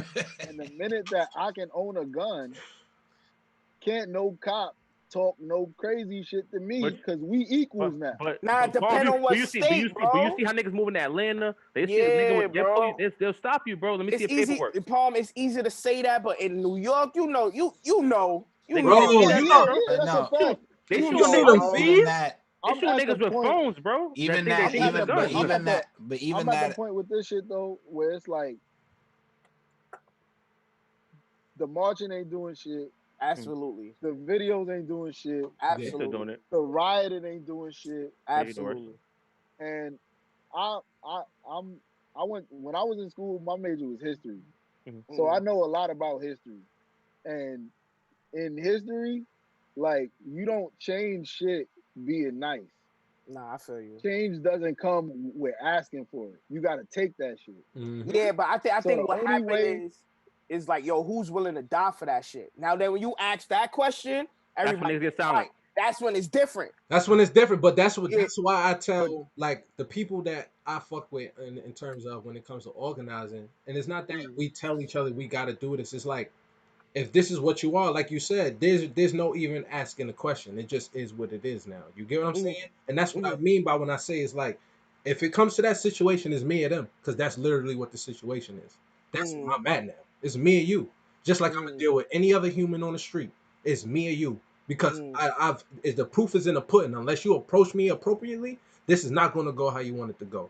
You get what I'm saying? Because the outcome is death. That's not Yeah. that's not No there's matter no coming what, back from that. and the outcome was death with complying with Or every not, yeah. person that we talk about. Thing is too, like we see the same things over and over. To be real, y'all, I didn't even see these videos because I stopped watching. Yeah, I don't these watch videos them. I don't watch them. I a long didn't time watch it. ago. I So didn't I didn't watch watch none of them. sometimes I feel bad because it gets to a point when I see names on the timeline, I don't know who they are. I just assume what it is because I stopped watching the videos a long time ago. I don't want to see these videos. Like, Yeah. because I'm a person where like I believe in control. I can't control that many things in life, but I can control myself. Yeah, I can So control exactly. I keep limit to certain things that I view and see. Right. I don't want to see certain things. So I noticed like the other day they were talking about like the still the good cop bad cop thing, and I basically told him I was like, "There's no such." I think it was Trey who tweeted the thing, whatever, and I was like, "There's no such thing as a good cop, not because you can't be good, but in order for you to be a good cop, you have to stand up and say when something is wrong. Right. Based on their job, they can't do that because then they will not have a job. Right. So then you have to actually sit there and say, okay, you know what? So when people say there's no such thing as a good cop, you can't argue with that as a police. You just have to eat that Right. because like I believe in like being understanding. I like to look at all sides of something. So I can disagree with you and say, but okay, I get it. You're doing this because this is what you need to do. Okay, cool. Then they say, you know, we could fix this from the inside. From the inside, it's kind of just like I get the thought process of doing that, but you got to understand you can't fix something. You can't fix a house that wasn't built for you. Right. You can't fix something that has nothing to do with. Yeah, that's a fact. That's a fact. The only thing that to make these things change is something drastic. Everything needs to be burned down. And so it's just like you gotta realize it's gonna be a revolving door because this wasn't built for us. They got like the NFL mentality, like protect the shield. So even if you do stand out, they just get rid of you, and it's a new academy coming in next week. That's a fact. So, To piggyback off that, like in my opinion, and this might be controversial or whatever, but the last good cop in my opinion was Christopher Dorner. Like literally, like the last good cop that was really like the son who was outed everybody and was like, "Fuck it, I'll die for this shit." Like y'all trying to really like fucking wild out, and like they burned him alive and was like, "We can't find him." Remember, it was like we couldn't find. This dental was in there. They wrote the whole manifesto on the whole shit. Yeah. It's just like to be a good, just like you said, Marty, to be a good cop, you have to follow the shield. Like literally, Blue Lives Matter is a good cop. Like if you're a cop that talks out on shit, they put you at the fucking desk, nigga. Like you're not gonna be out in the streets. I've actually because like I've spoken to police officers where they told me that they know stuff is wrong. They just really can't. They can't say shit. So it's just like, and the thing is too. One thing, like when you said earlier about compliance. The problem isn't necessarily like the problem is the system, but you gotta realize too the people in the system, like when Palm said we're equal, they don't feel we're equal. They're part of the system. So if you like anytime I've actually seen any video like I remember a couple months ago, it was that kid, I think in Canarsie, that got stopped and all them cops rushed him, and then they said something like he was in the park after hours. One thing I noticed about that video, and I started realizing, it took that video for me to realize the repeating cycle was, you ever notice whenever you're supposed to comply, they never tell you what you're complying for? Right. Because the whole point of a lot of things can be solved with communication. A cop is supposed to say what they're stopping you for. They're supposed to say what is going on. These cops don't even do that. They don't. They're supposed to say what the situation is, and then they're supposed to explain the situation. Because if you think about it, when you're under arrest, you're not under arrest until you're going to a precinct. So like even if they cuff you, technically you're not under arrest. Mm-hmm. But the thing is, they do not say these things. They're supposed to explain these things, and that would make Shit, sense. they barely read you your rights. Barely.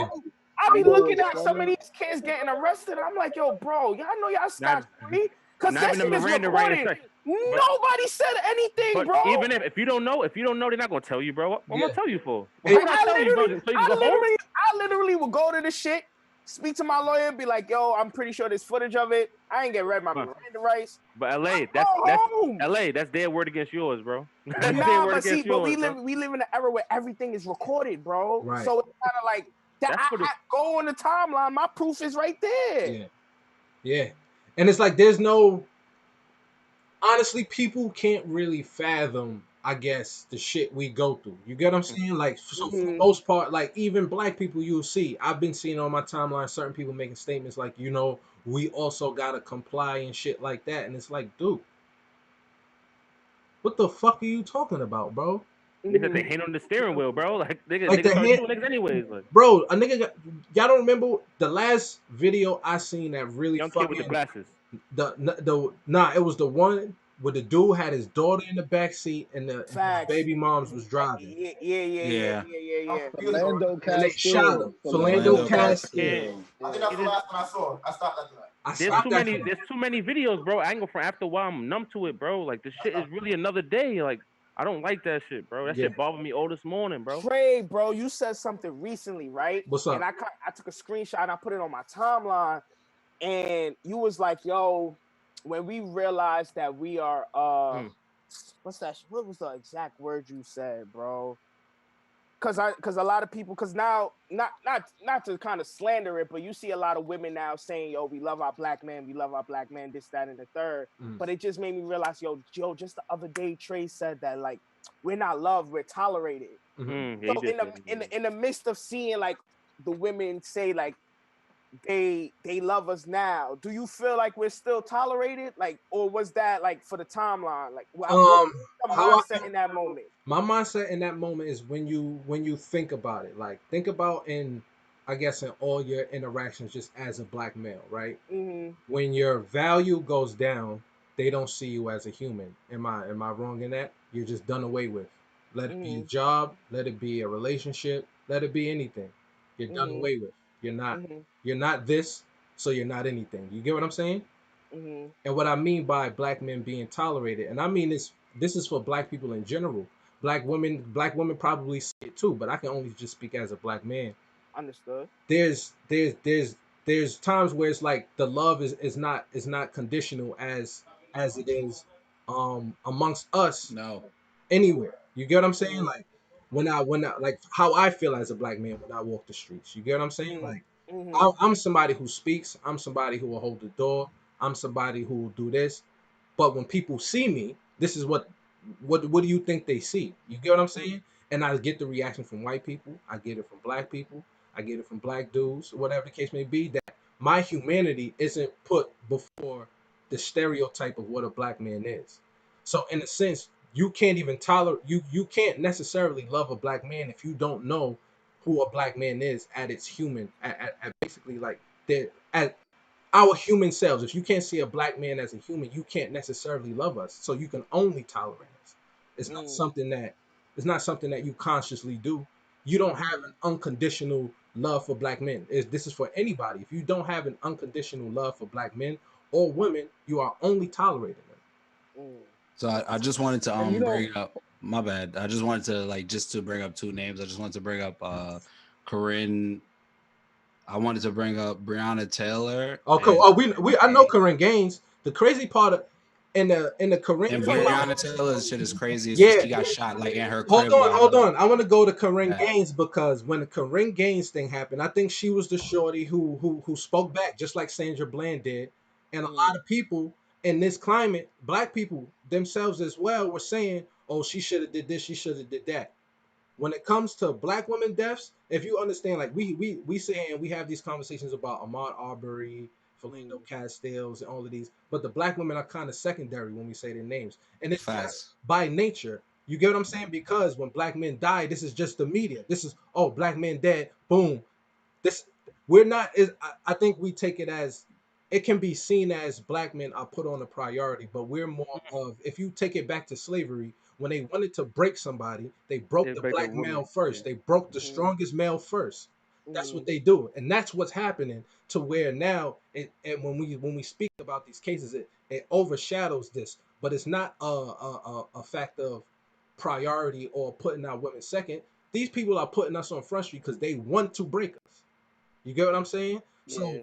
these women end up falling by the wayside, and it's like they're just as important, because I remember the time in the climate of Corinne Gaines, people were blaming her for that. Mhm. The You get what I'm undercover saying? cop shot her in her crib.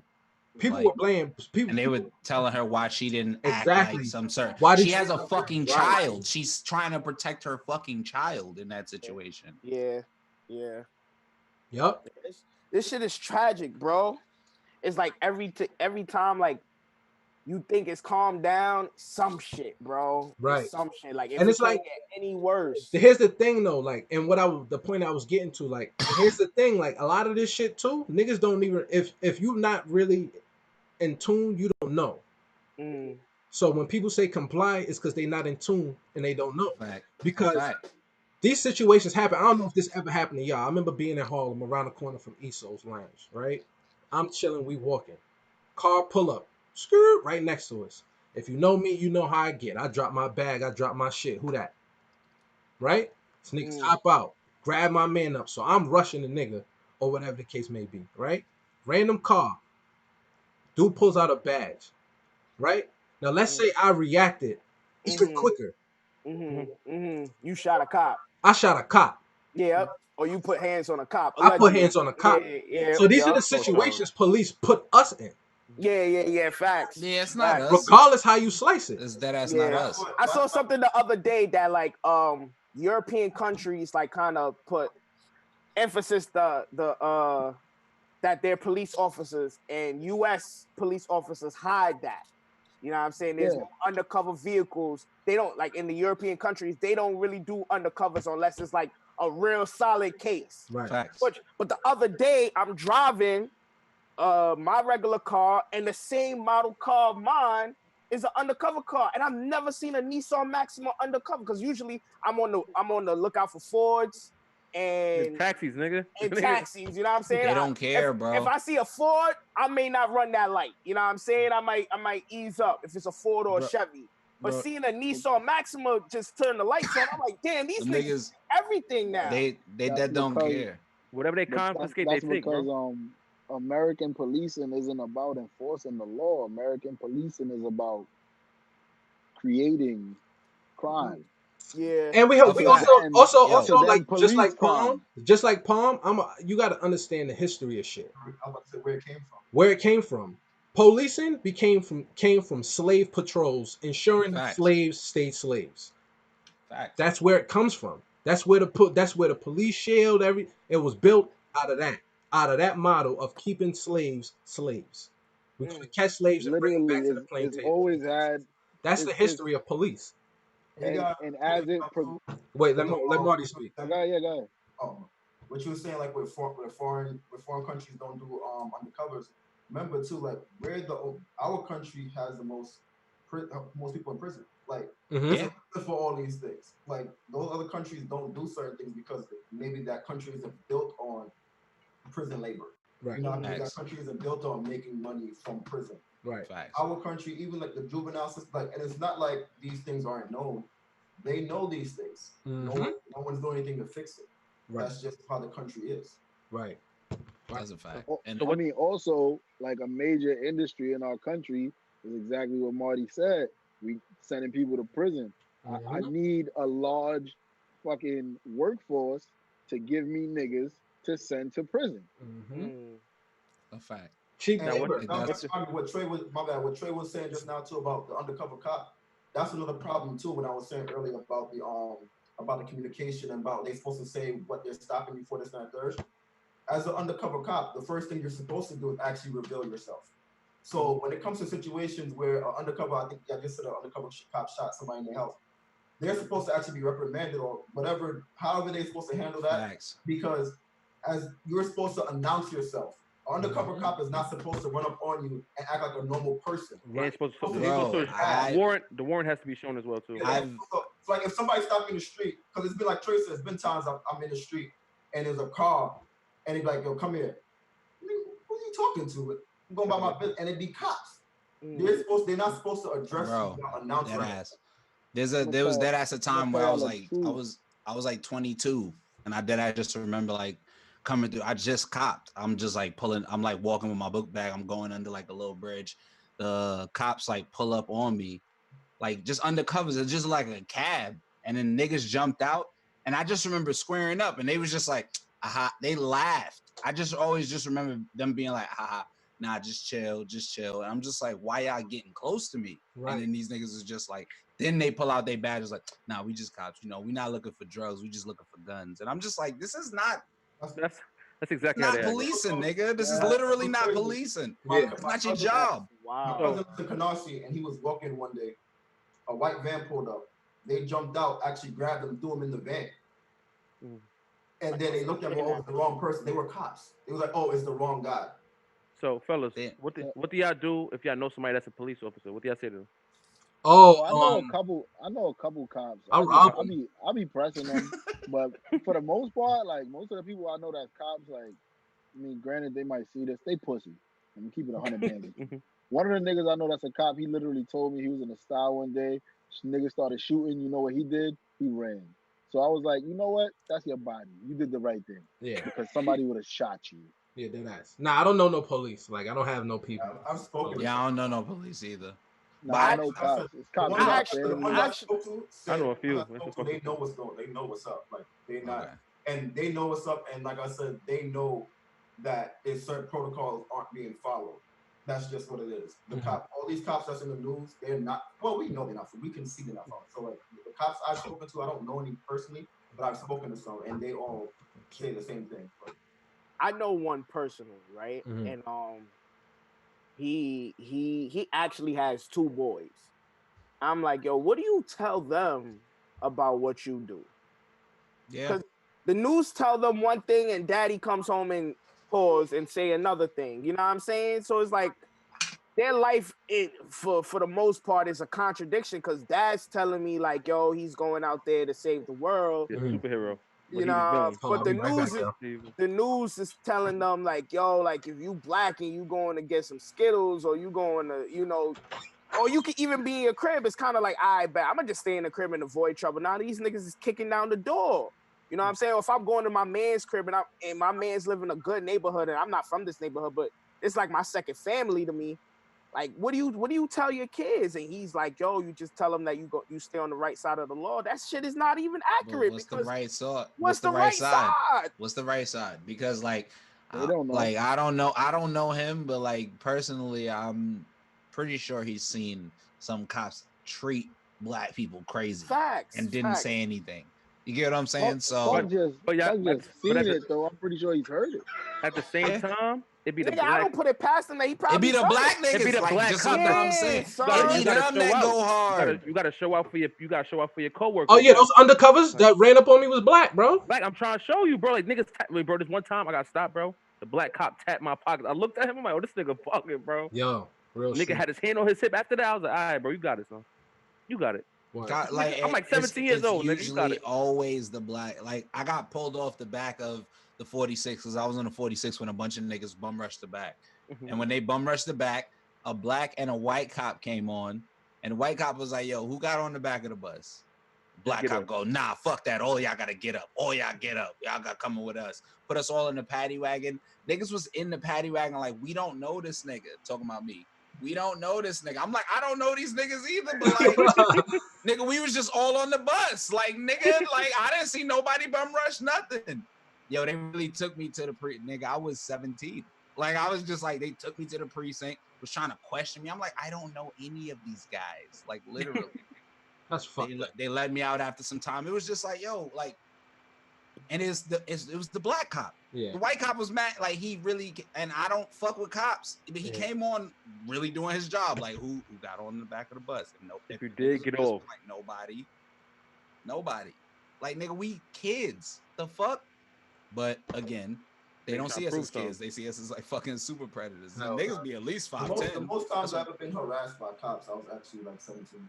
bro. Yeah, I was As a a young. teenager, that's the most times that the cops ever like Like fuck. in recent years, it hasn't been that much, but like probably like last time, probably like around. It hasn't been that much in recent years, but like when I was younger, it was like every weekend. And then like then after a while too, like anytime we be in the car, somebody gets stopped by cops, they always come to me. I don't know what it means. It's always me. I could be with 6 people, they come straight to me. We in the car, I'm not the driver, they come into me. I could be in the back, I could be in the side, they come straight to me. I don't know what it is. Yeah. So like, it hasn't been I'm gonna keep it. a while. Yeah, because it comes to the point as like a black man, you fit whatever description, bro. Yeah. I'm Yeah. gonna keep You it feel all the way whatever. a They don't band with even give a y'all. fuck.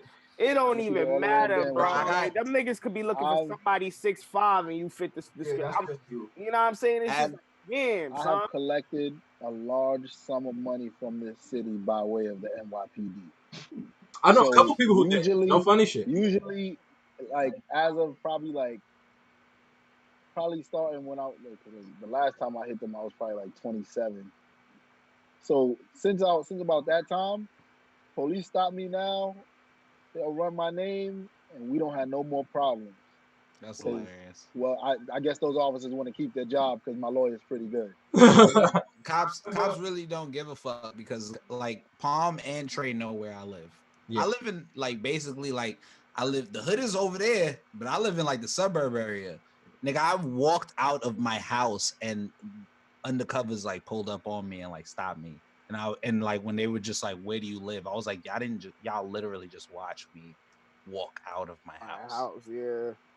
I used to live in Marcy, and I used to live where all the Jews are. I would get stopped because they would tell me I don't live there because it's mostly Jews in the area. So they'd be like, "You don't live here. How you gonna tell me where I live?" Yeah. Like, it's like damn if you do, damn if you don't. That's a fact. Yeah. Because you work hard, you want to put your family in a better position, but then the position where you think is better for them, they gonna get profiled. Yeah. You in the hood, you profiled. You middle class, you profile. It's like, what are my options? Nah, you black. That's just what it is. You just black. Yeah, you just nigga. Just Facts. nigga. I think that's the hardest job that I think I've ever had was being born black. And the thing It's a blessing and a curse at the same time. What Trey was saying a little while Hey, ago, my mom is in the chat. She said, "What's up, y'all?" Hey, how you doing? Mom.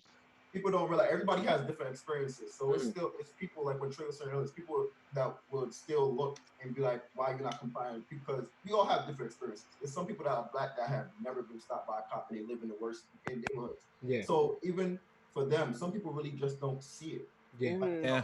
They really just do not see it or understand it because they have never been stopped. But it's like if you hear all the stories, what is there not for you to understand? And that's why when something does happen, people automatically start saying, "Oh, but what did you do?" Right. Why are we questioning the victim? Well, what they did do. Certain things are just too extreme. And that's Victim blaming. Yeah, that's any situation where victims, you start questioning victims when certain things happen. And like what Paul was saying just now about the money he collected, do y'all remember maybe like before 2 summers ago when it was a news article or whatever that's saying that how the police are no longer, they can't stop parties anymore, something like that? Yeah. Yeah. Remember what happened? But that was the reason why.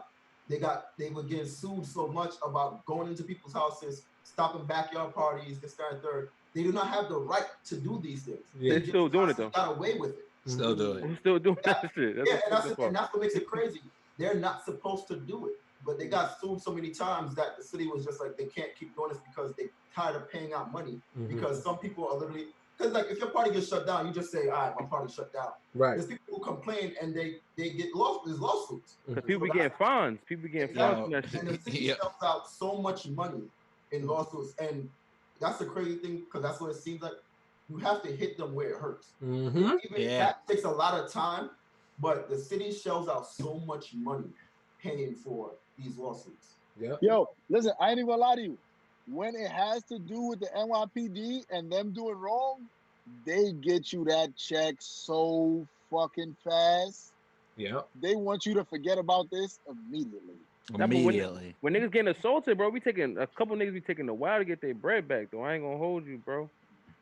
I mean, yeah. My Of man, course, but it you took gotta my keep man fighting a it. couple years, but I know my man who it happened to him in college. They slammed him up at one of the parties, and he got a nice check for that. Nigga, I ain't go for you get a nice check, bro. It take a little while. You gotta get a couple lawyers. Yeah, You yeah, gotta yeah. keep making them to court. He was You gotta make so sure you get the he got the badge cheat number. code. You feel me? Yeah, niggas be See, good, man. when Sometimes, but you get Lawyers him with is the okey good. doke, I know attorneys and shit like that. That's when they get shook. Yeah. That's when you get your bread. I tell people all the time the American way is suing people.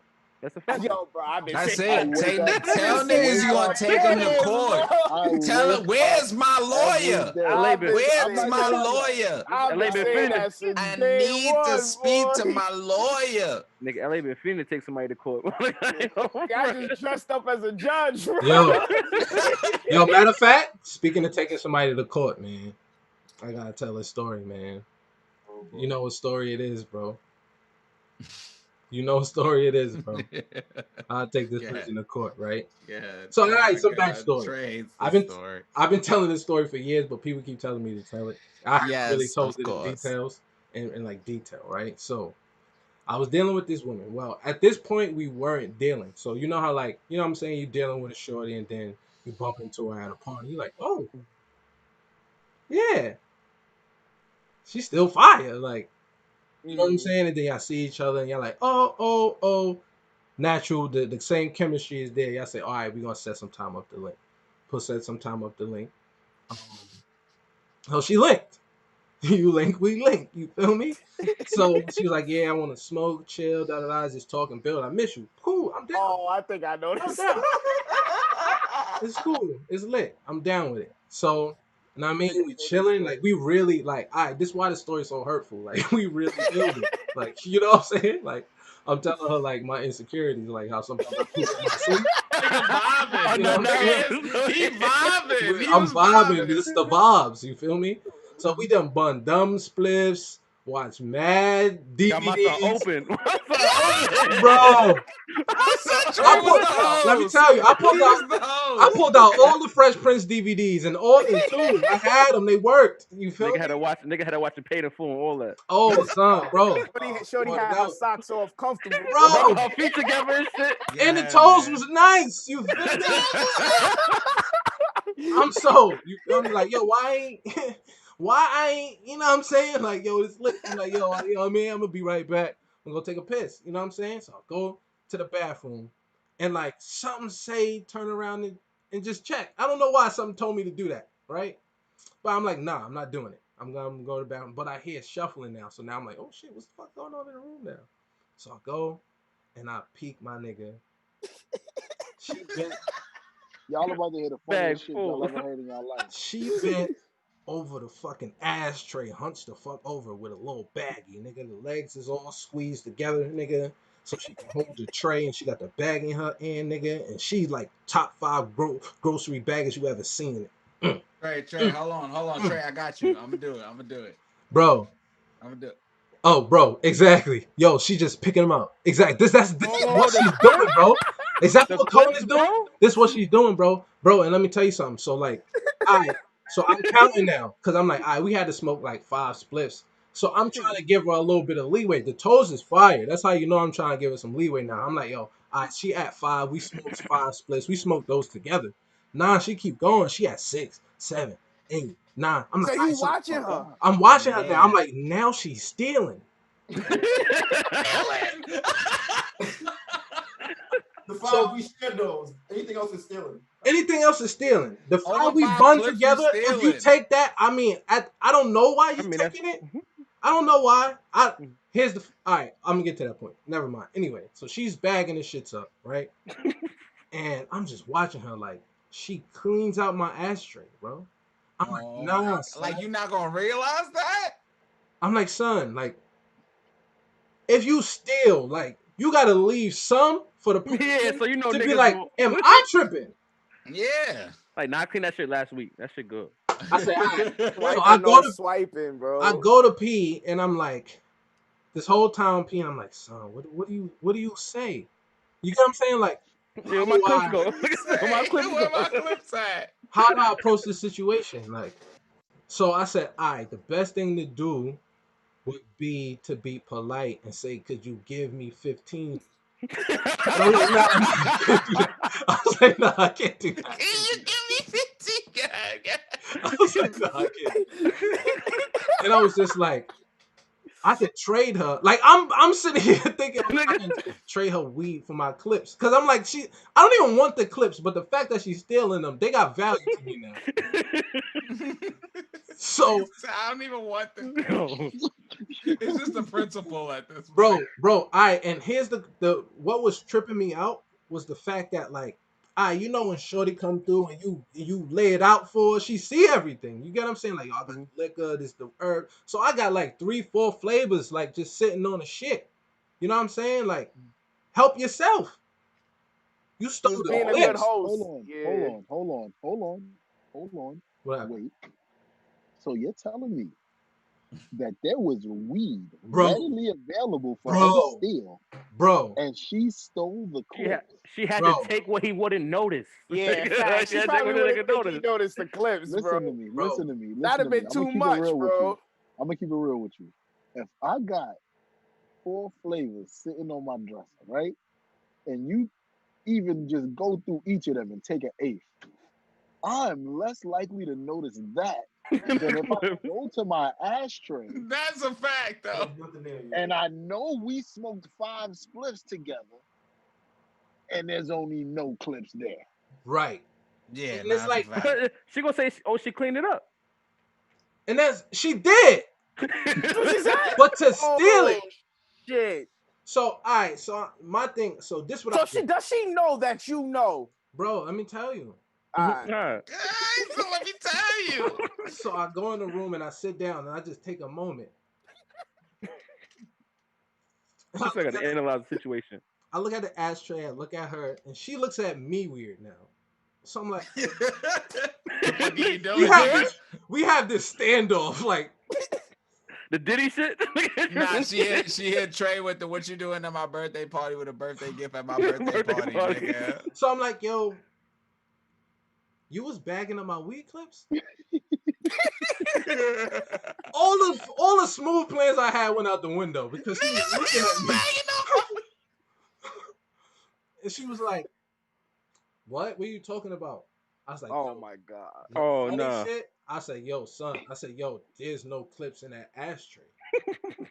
And she's like, oh, well, I cleaned it up. What you want me to do? I said, bro, you put them in your purse. Like, you put them in a bag and put them in your purse. Like, you need weed? I got you. Oh, yeah, she got to go home. She was like, I don't need your fucking weed. You acting like I'm some bum bitch. Da, da, da. I said, I never said nothing. I said, yo, I never said nothing. I'm asking you to put the clips back. I'll give you weed. I don't got your clips.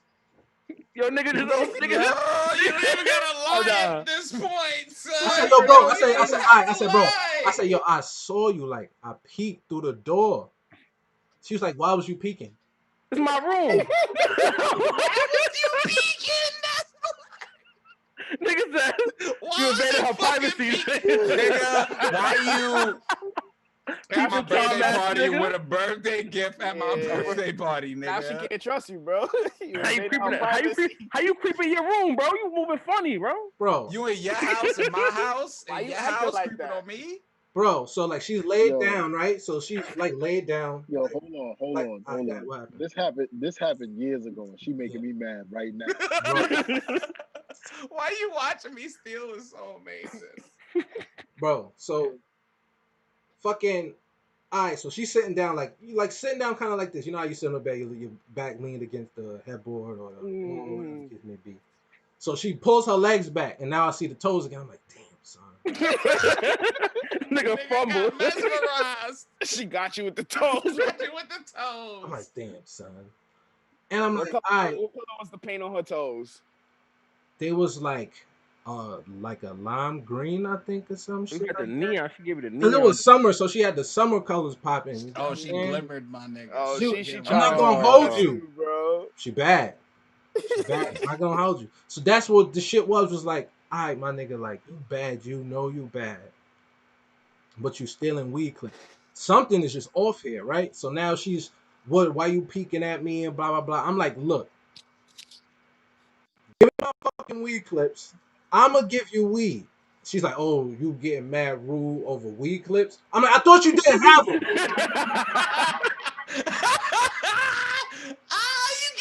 Thinks I caught you, culprit.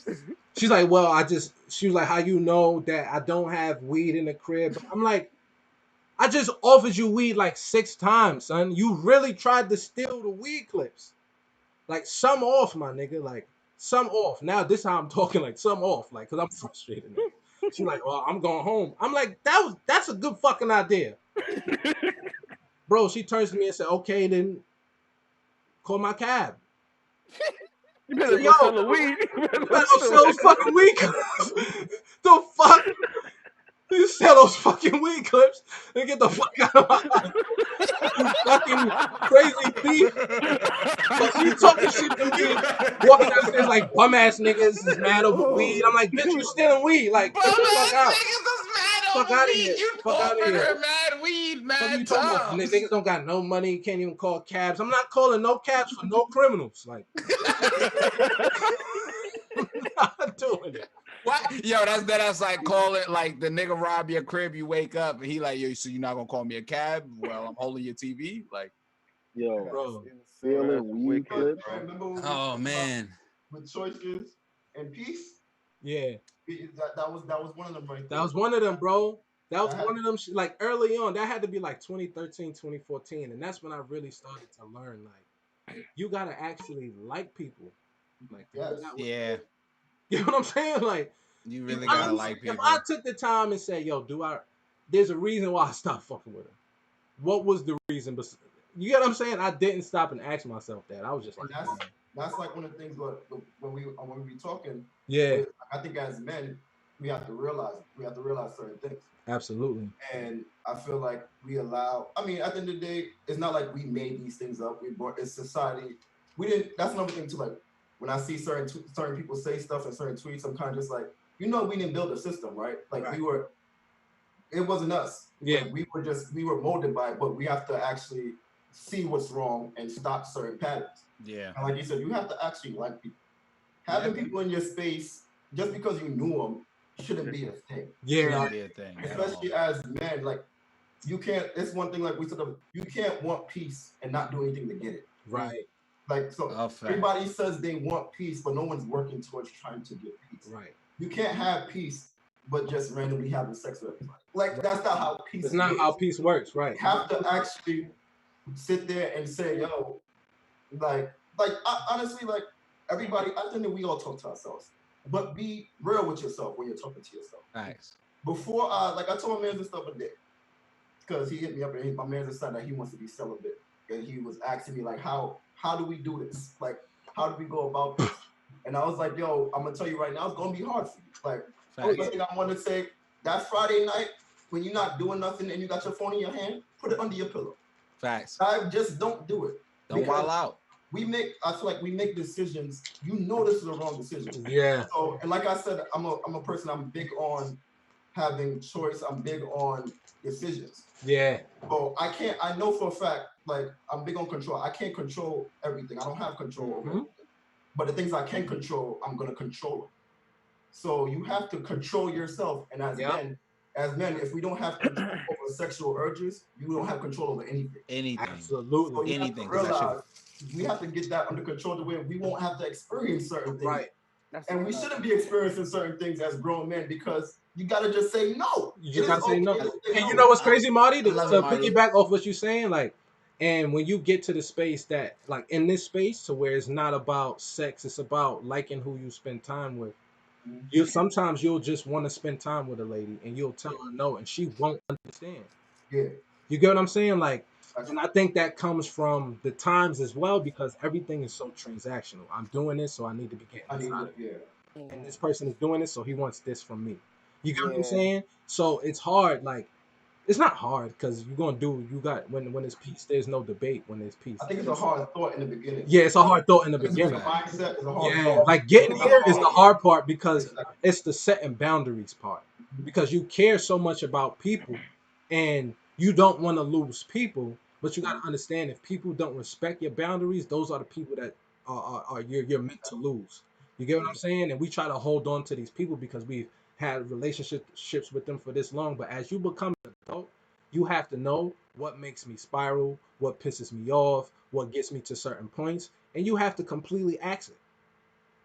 And there's no debate about it. You get what I'm saying? So when you set those boundaries, the hardest part is starting to set those boundaries and then keeping them regardless. Yeah. Because the people you care about are going to test the boundaries the most. And the people you want around That's you a is going to test those fact. boundaries the But most. and that's the thing too. Like when I think this is why, like with me and you, like we could have certain conversations. The thing is about morals and Right. standards. Right. And at the end of the day, I will not judge somebody necessarily on their morals. I don't expect your morals to align with mine. But Right. people like to say, "Oh, this person don't have morals." They do. They They do. just the same as yours. Right. So I'm about morals and standards. So I stand on what I believe in and what I say. Mm-hmm. It could be wrong. If it's wrong, we'll talk about it, let me know. But like this is what I want to do it myself. I'm standing on that. Right. And sometimes people aren't going to be able to understand that because I feel like everything is so fickle. Everybody wants everything. Everybody want what they want, and that's Right. just the end of the day. And I remember Colton said something one time about how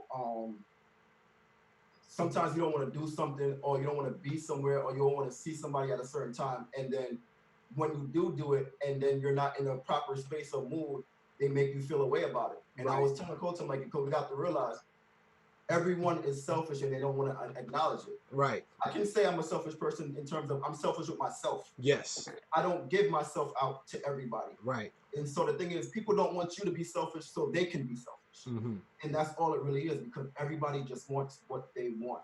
So Yeah. people, like you said, people can't respect certain things.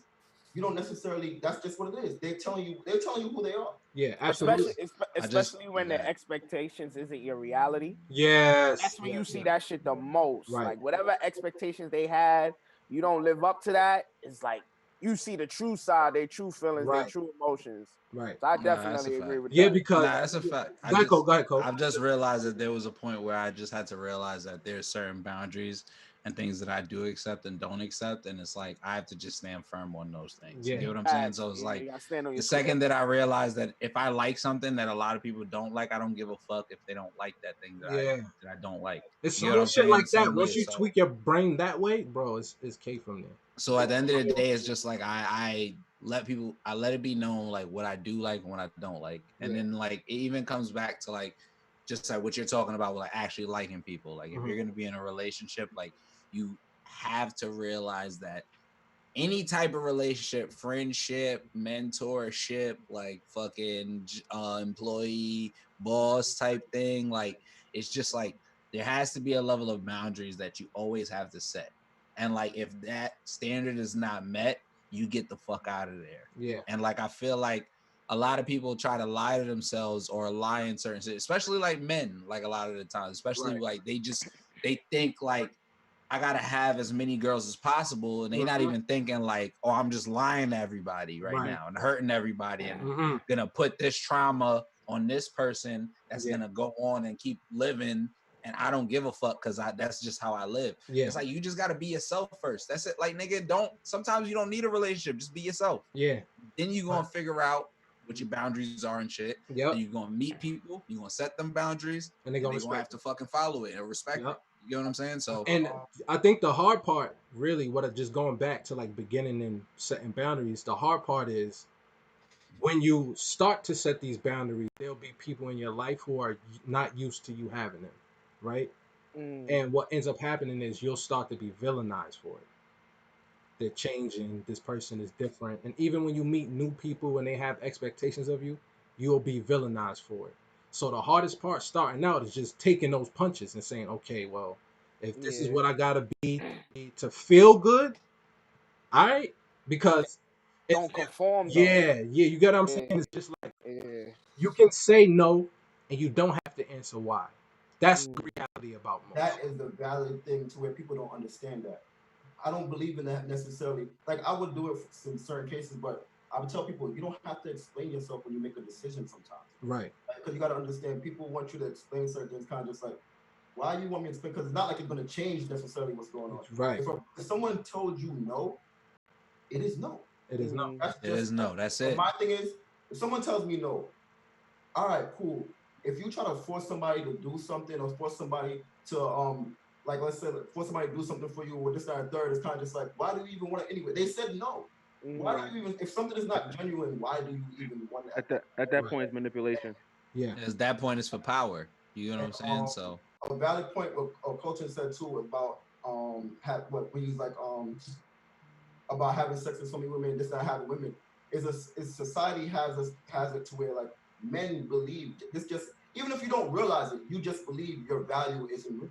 Yeah. The more women you have, you believe that's what your value is. That's what your value is. Right. That's why, like, even though sometimes like we can make jokes with each other. That's why when your man's could say something about being sad, and somebody tell you, oh, go get some box.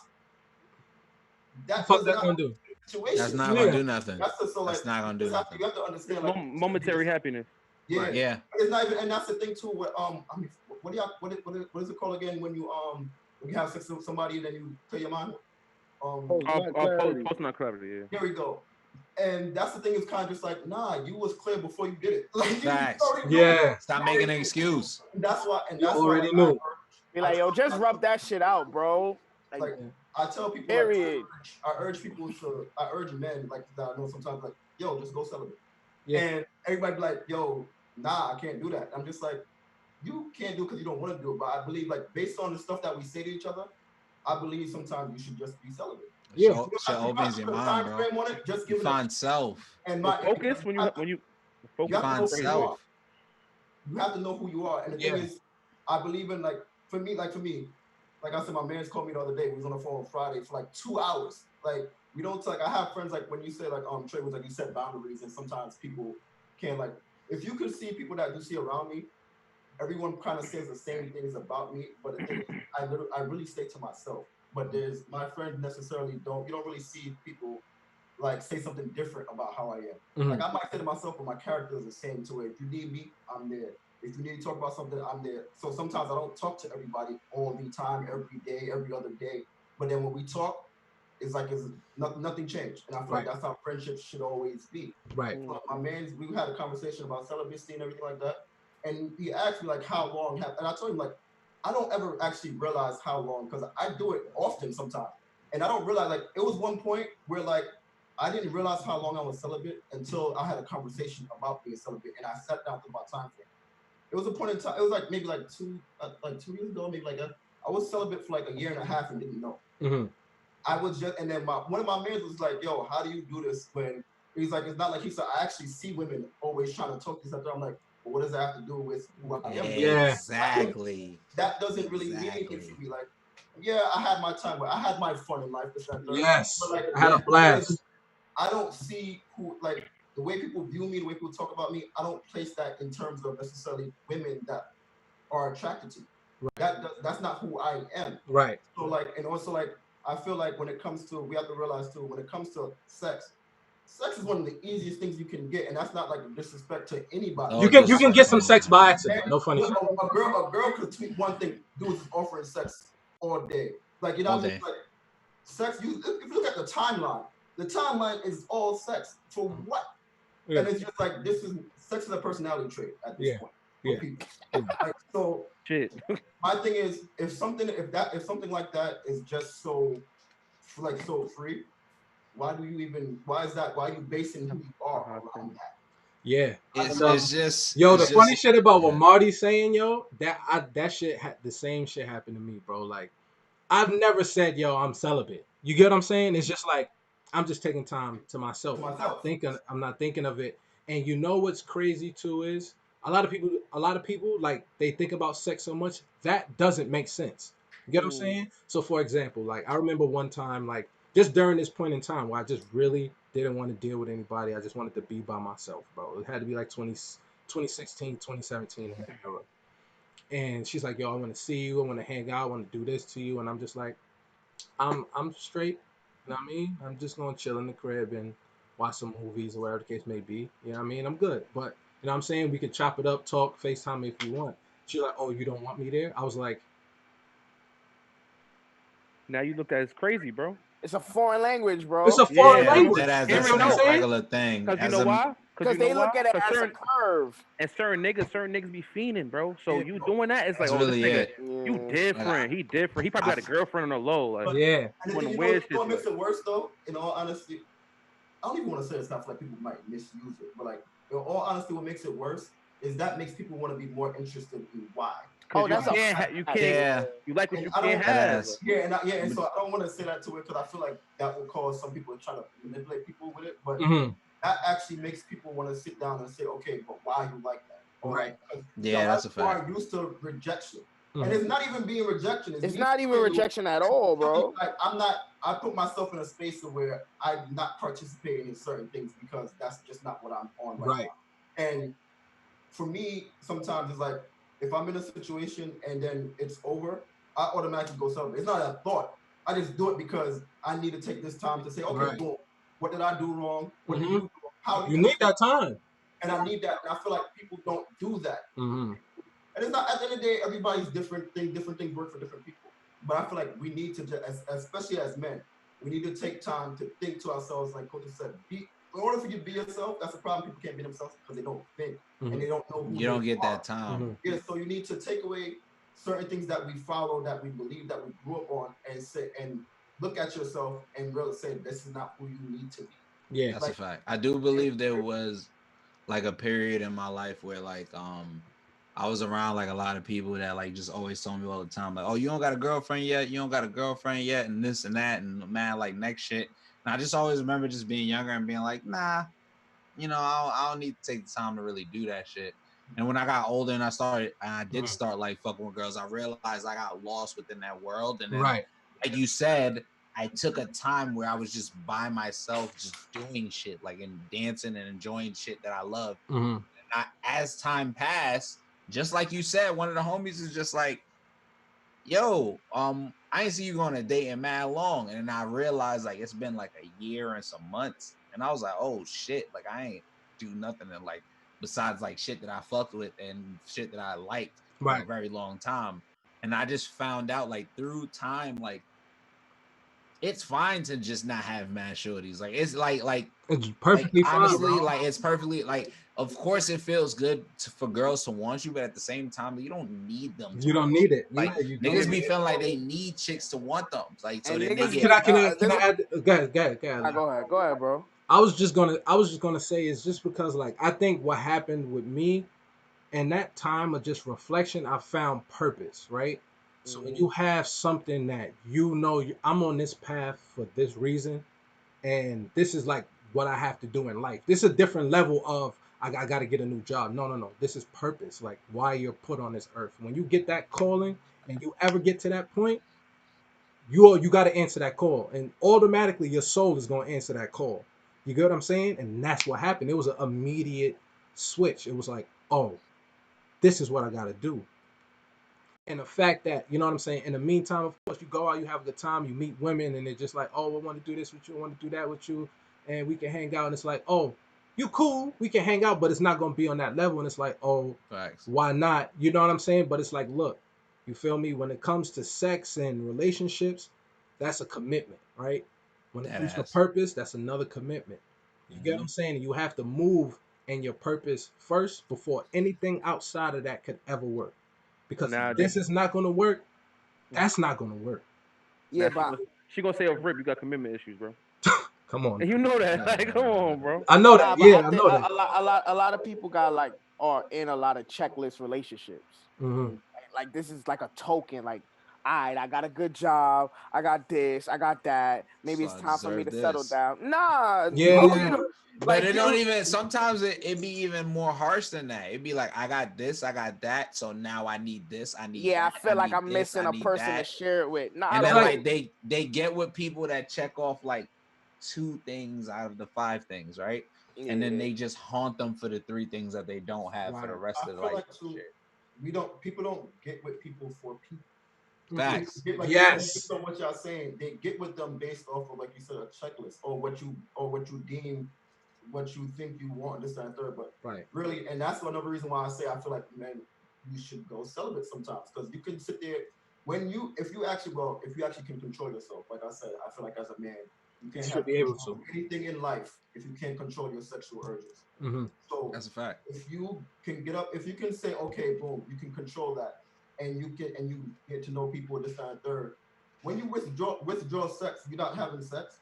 Now you're getting to learn somebody. I feel like sometimes a lot of people just don't learn each other. The Yeah, physical be so so strong, people Facts. forget about and it. it's not, and I like to say like I don't have the answers, but I just feel like sometimes we just overshadow a lot of things with things that aren't that relevant.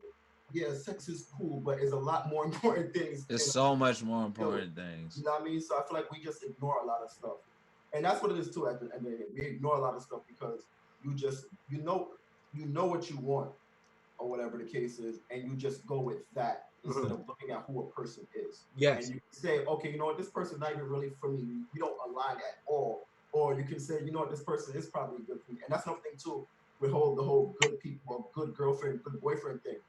To me, that is it's stupid because you're not good unless you're good for the person you're with in a sense. You can be a good girl for, let's say, Trey, but the stuff Trey may be into, I might not be into, so it might not be good for me. So Right. that's what people don't understand. You can't just have It's a checklist. subjective. Yeah, it's subjective. You can't have a checklist and gauge who you are off that checklist. That's a Oh, I fact. cook, so I'm good. I cook too. What does that mean? Facts. I mean, Trey used to always have me dying because Trey used to be like, yo, we Caribbean. Like, I don't care if you could cook or not. You're not gonna Right. so certain things people Like don't niggas could realize. cook too. I like when I say, all right, I'm gonna say this and it sounds fucked up, but this applies to anybody. And when you, all this relationship shit is cool and all of that, but like, you have to add actual value to somebody. Mhm. And a lot of these people don't value themselves. So how are you gonna add value to anybody? Because what you're doing is joining this relationship for their value, That was great. right? Yeah. So a lot of the time, these people are just place fillers for things that people need. Facts. And I challenge everybody. Look at your partner and actually think about the issues y'all have had and do they look at you like a person? Is there understanding? You get what I'm saying? Because if you're not looked at as a person, you are a thing. You are just a Yeah. boyfriend in this story of this person's life. Do you Mm. want to be that? You get what I'm saying? So that's why it's important for dudes especially to be super fucking motherfucking mosquito, to be to have mad fucking discernment because people just want, I need this placeholder because social media is lit and Yeah, I want to yeah, take the yeah. Look good pictures for the gram. and it's time for me to settle down and this. Do you want to be that? I don't want to be that person. So why would anybody want to be that person? You know what I'm saying? That's not nothing to be. Yeah, that ass don't want to just be the nigga that you just Oh, settled down with after like everything that Yeah, just I don't want fucking to be the. happened. I don't want to be the Oh, checklist. I dead ass want to be the nigga that like you figured out who I was as a person. And you was like, fuck, I want to actually compliment this person. I want to like take this person into consideration even when shit is crazy. Like so, like that's why I also feel like you just have to know yourself because when you know yourself, you know your boundaries. And a lot of niggas don't know themselves. A lot of niggas don't know their boundaries. That's why they out of fucking bounds and they do whatever they want. Mm-hmm. So I have that's like what, two things What's up? real quick that I feel like were based on what y'all said. One, based on what Trey was saying, this is why I kind of like it's hard for me to tell this to women sometimes because they don't get it initially. It's always like a situation where I say it and then like after the fact, once we're over, they go somewhere, they realize, oh, I caught what you were saying. This is why I tell like when it comes to certain things, I don't like saying it because I feel like it comes out harsh, but like Mm-hmm. no one can make me happy. Right. mhm, Exactly. I have to make mhm. myself happy because the thing is, you can enhance that happiness of the soul, but like At best. I do not rely on anybody to bring me happiness Happiness. because then Right. you control how you control that. Right. So Yeah, now if someone is making you happy, when they remove themselves from you, what are you left with? What are you left you're with? not What are, happy Depression. anymore. so I That think that shit. sometimes it's hard for me to explain that because people don't get it, and it's like there's like it's saying like you're not valued, and it's kind of like no, that's not the thing. I base my happiness Universe is a off of me. mosquito I right have to do what I have to do to make sure I feel that way. And then what Colton was saying, this is funny because I believe it was 2 summers ago. I went around and asked all my men this now. question, and everybody was pretty much stumped because as men we're not accustomed to hearing this. I asked everybody, "Are you happy?" And everybody kind of was stumped. And I was just like, I had to say, I want you to understand, if you can't say yes, that doesn't mean you're miserable or sad. Yeah. I'm just asking you a question. And the reason why I'm asking that question is because I feel like as men, we don't realize, because when you hear about settling, you always hear about women settling. The thing is, men settle as well, but they settle differently and it's stupidly. But the thing is, we have to blame ourselves. But it's a system we're in, as a system we're in, but we have to realize what's going on and cut that off for ourselves. You ever see people in relationships and they're technically like, I feel like men a lot of times do stuff just to shut their women up. They're not happy. Yeah. But you know what? I love you though. But people don't realize just because love is not enough. Like that's a fact. People are in love but aren't happy. Right. That's kind of like now with the whole quarantine thing, where they start saying domestic violence, all this stuff is happening. People are not happy. They're just living with each other. People are not happy. They just have kids together. And can I add before you continue? And they're not in love. They're actually just in love with this situation. It's not the person. This comfort. This thing that I'm in control of. That's what they love. They don't like that. Go ahead, Marty. I'm sorry. I'll get into my. No, yeah, but you're right. It's literally like a level of comfort where people feel like I own this. It's like sometimes it's like a level of power. It's not even like really about like relationships or loving people. You get what I'm saying? It's like literally like a level of power where it's like I own something, so I have to make sure that this shit is good, even if I'm the worst person possible in this situation. You get what I'm saying? And then like that's like another issue that we have like sometimes with like parents and shit or older people. You get what I'm saying? Where they're just like, I own something. This is mine. I have to make sure that this shit is good. Like, and it's like you can't just be like that all the time. Like you have to really look at yourself sometimes and be like, am I the monster in this situation? You get what I'm saying? And like a lot of people don't do that. Or like even look at themselves like, is this not for me, and leave. Like a lot of people don't do that because sometimes that's hard to look at yourself and know that you are fucking wrong. Right.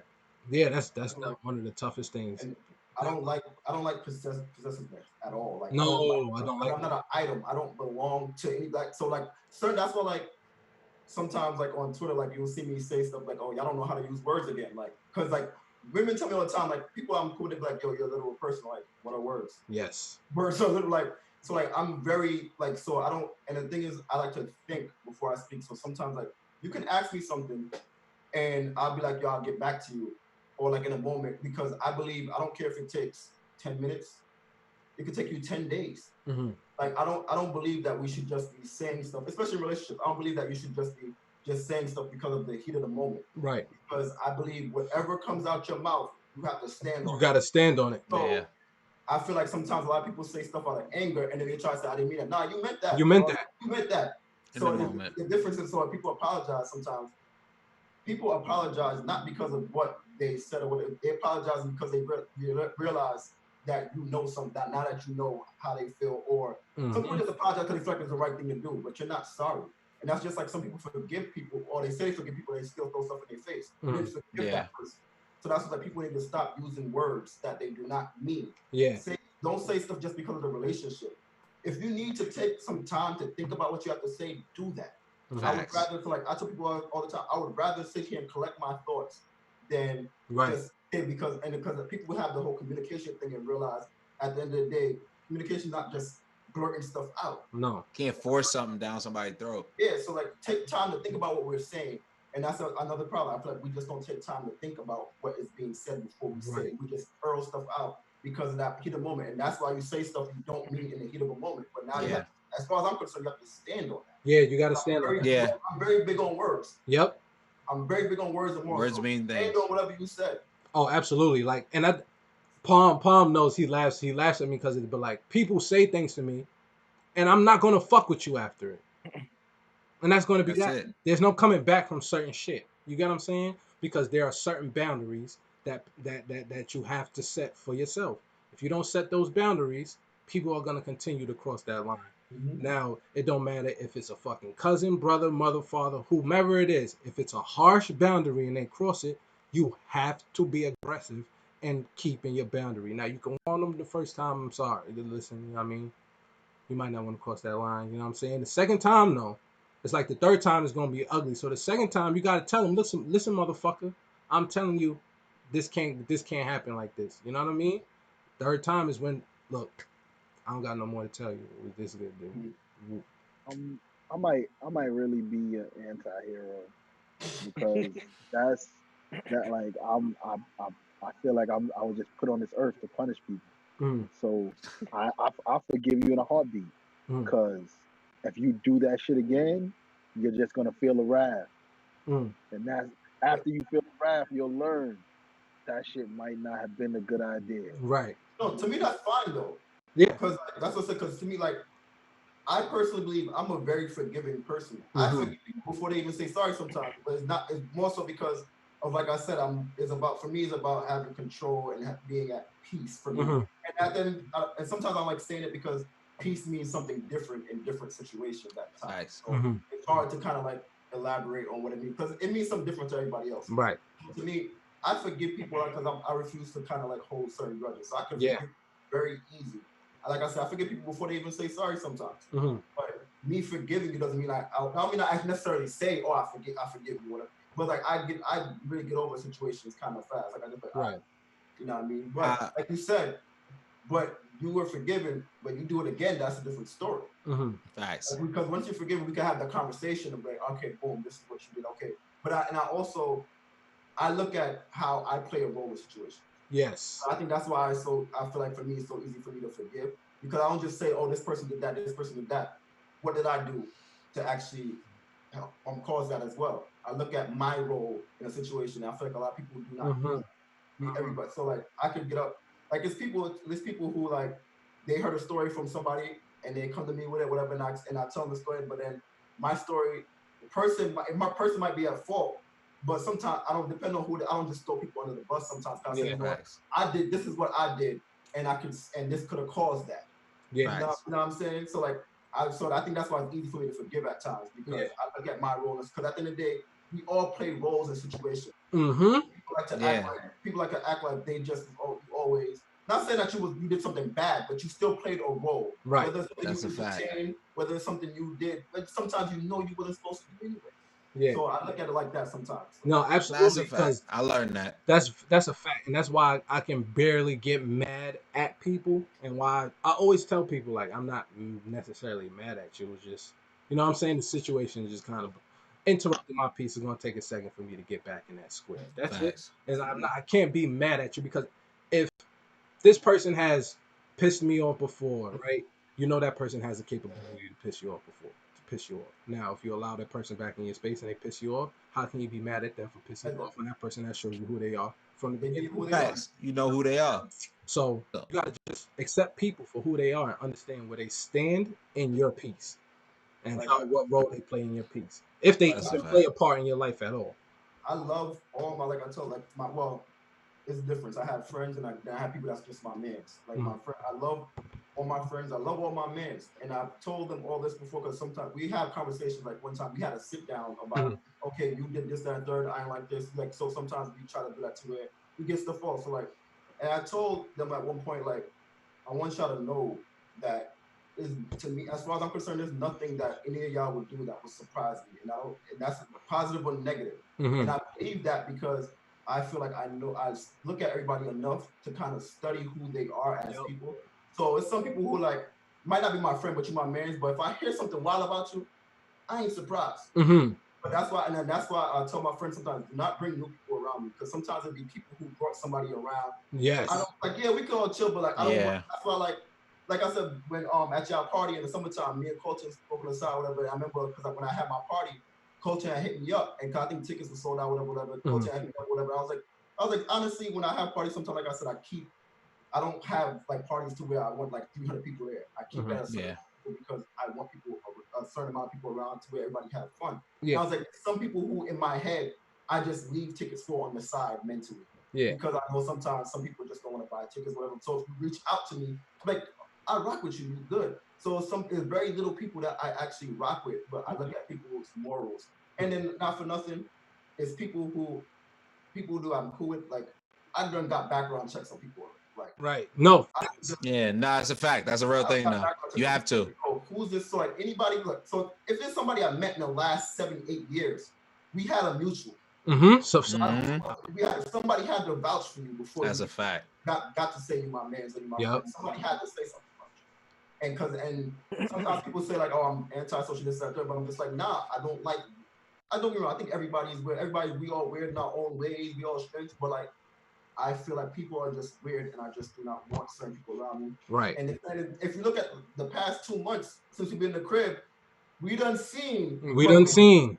And I look at everybody, and I say to myself, like, the things I don't like is everybody knows apparently, because like I said, for me at least, I don't pay attention to a lot that's going on, and that's why I don't necessarily follow everybody, because I don't know who people are. And I'm very big on association.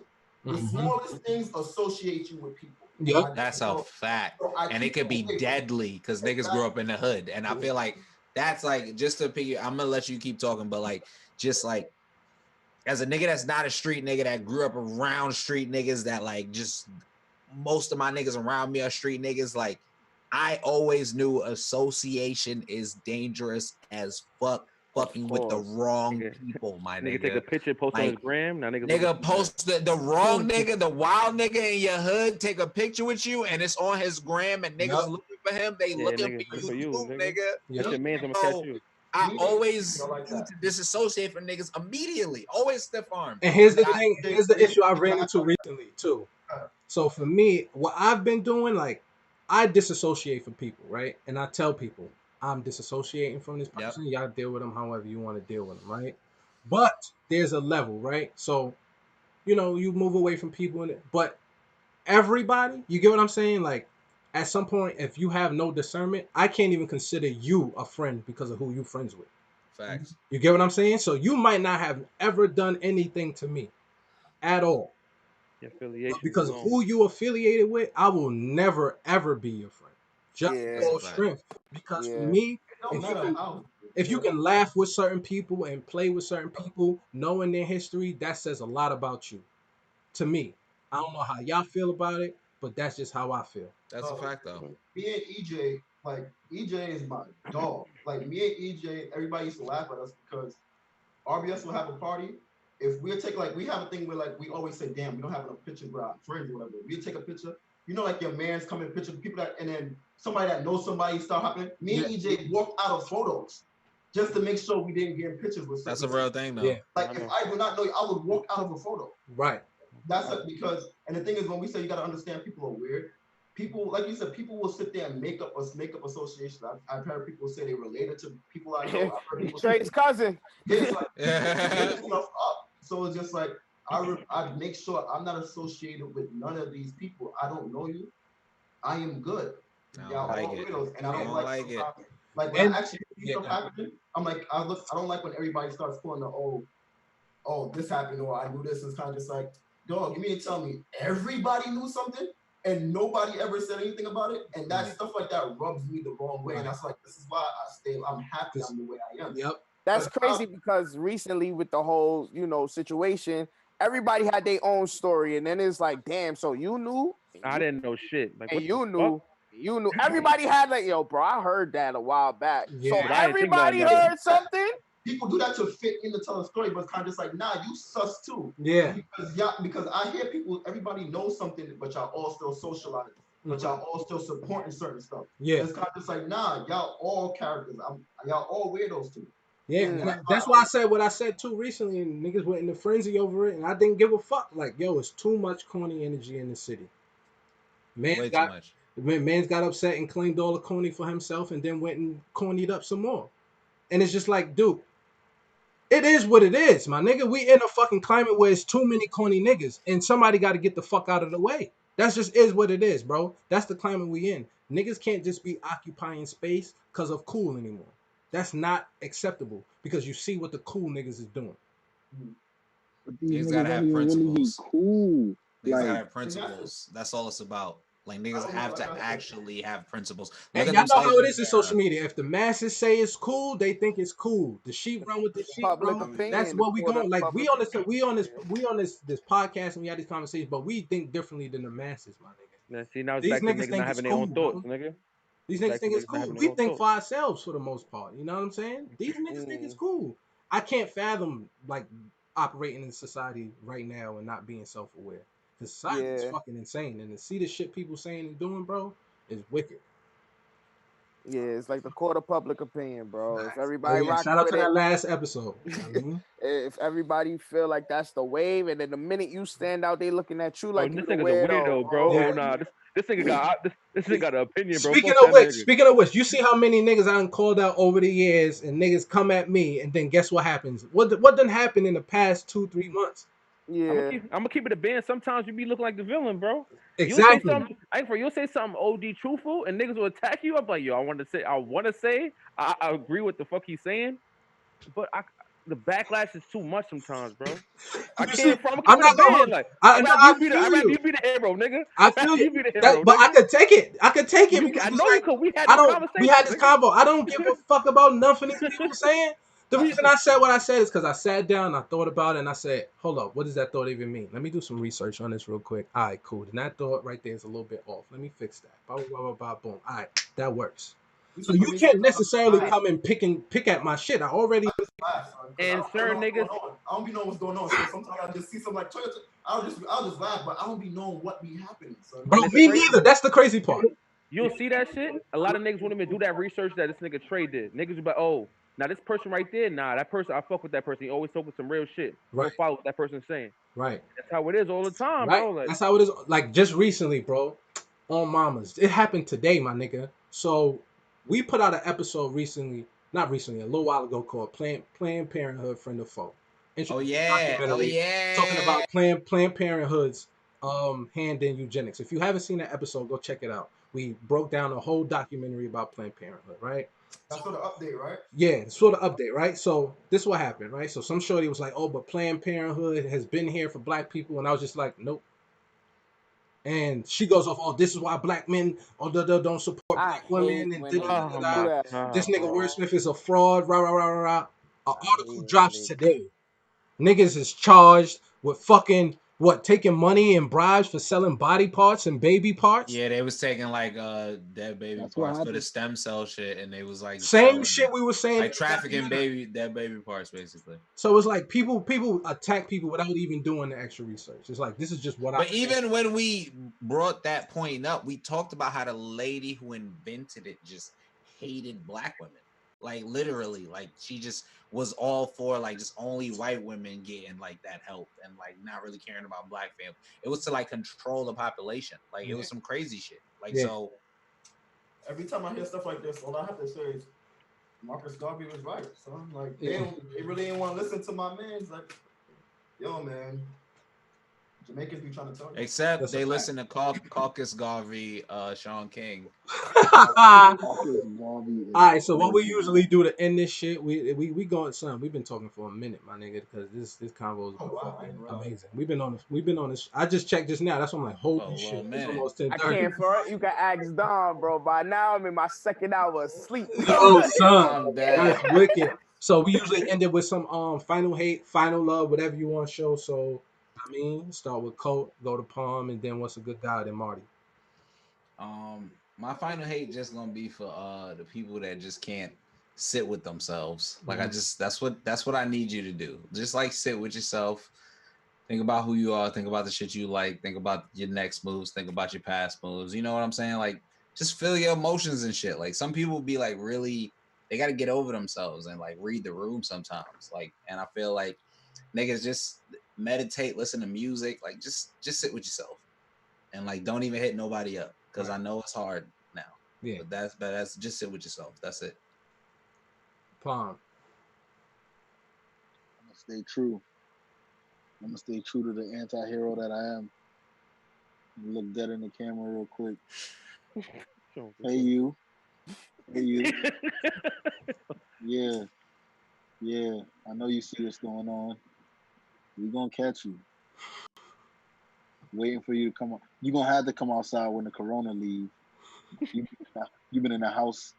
You just want to go to the gym. Word of my We know mother. I see you on that vaccine line. I'm slapping the needle up the nurse hand, nigga. we know where the gym at. I'll meet you by the dumbbells, Playboy. Yo, LA. Oh man, my final hate is for people who automatically put like the general consensus on you just because you're opposed. So like Right. example, what you said earlier, like you combat an idea and then it's like, yo, Trey's a fraud. Nah, I just have my own opinion, bro. Like, Yeah. don't like have the wisdom enough to speak your truth and my truth. We can have a formal conversation instead of just putting that like that stigma that I hate.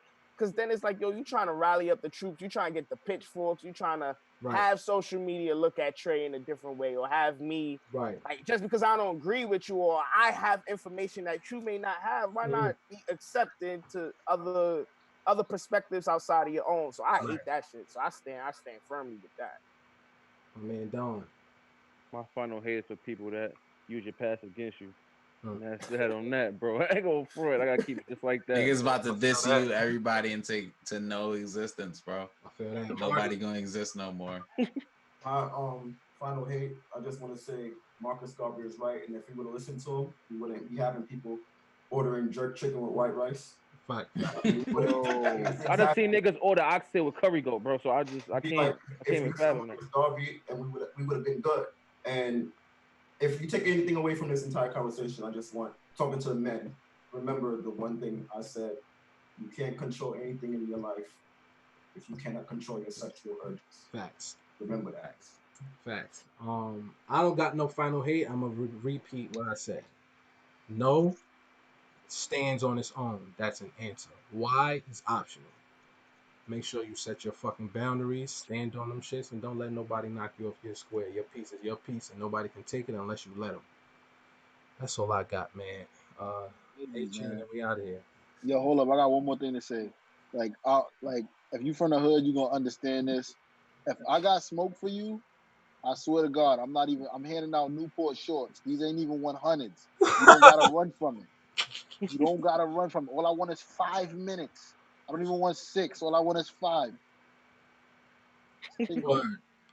Nigga palm me sleep or something. Play Yo, I'll be on it like 20 minutes. We on the card, you know the vibration. You know the vibes. All right, y'all, we out of here, man. Hey, hey, hey. Wow.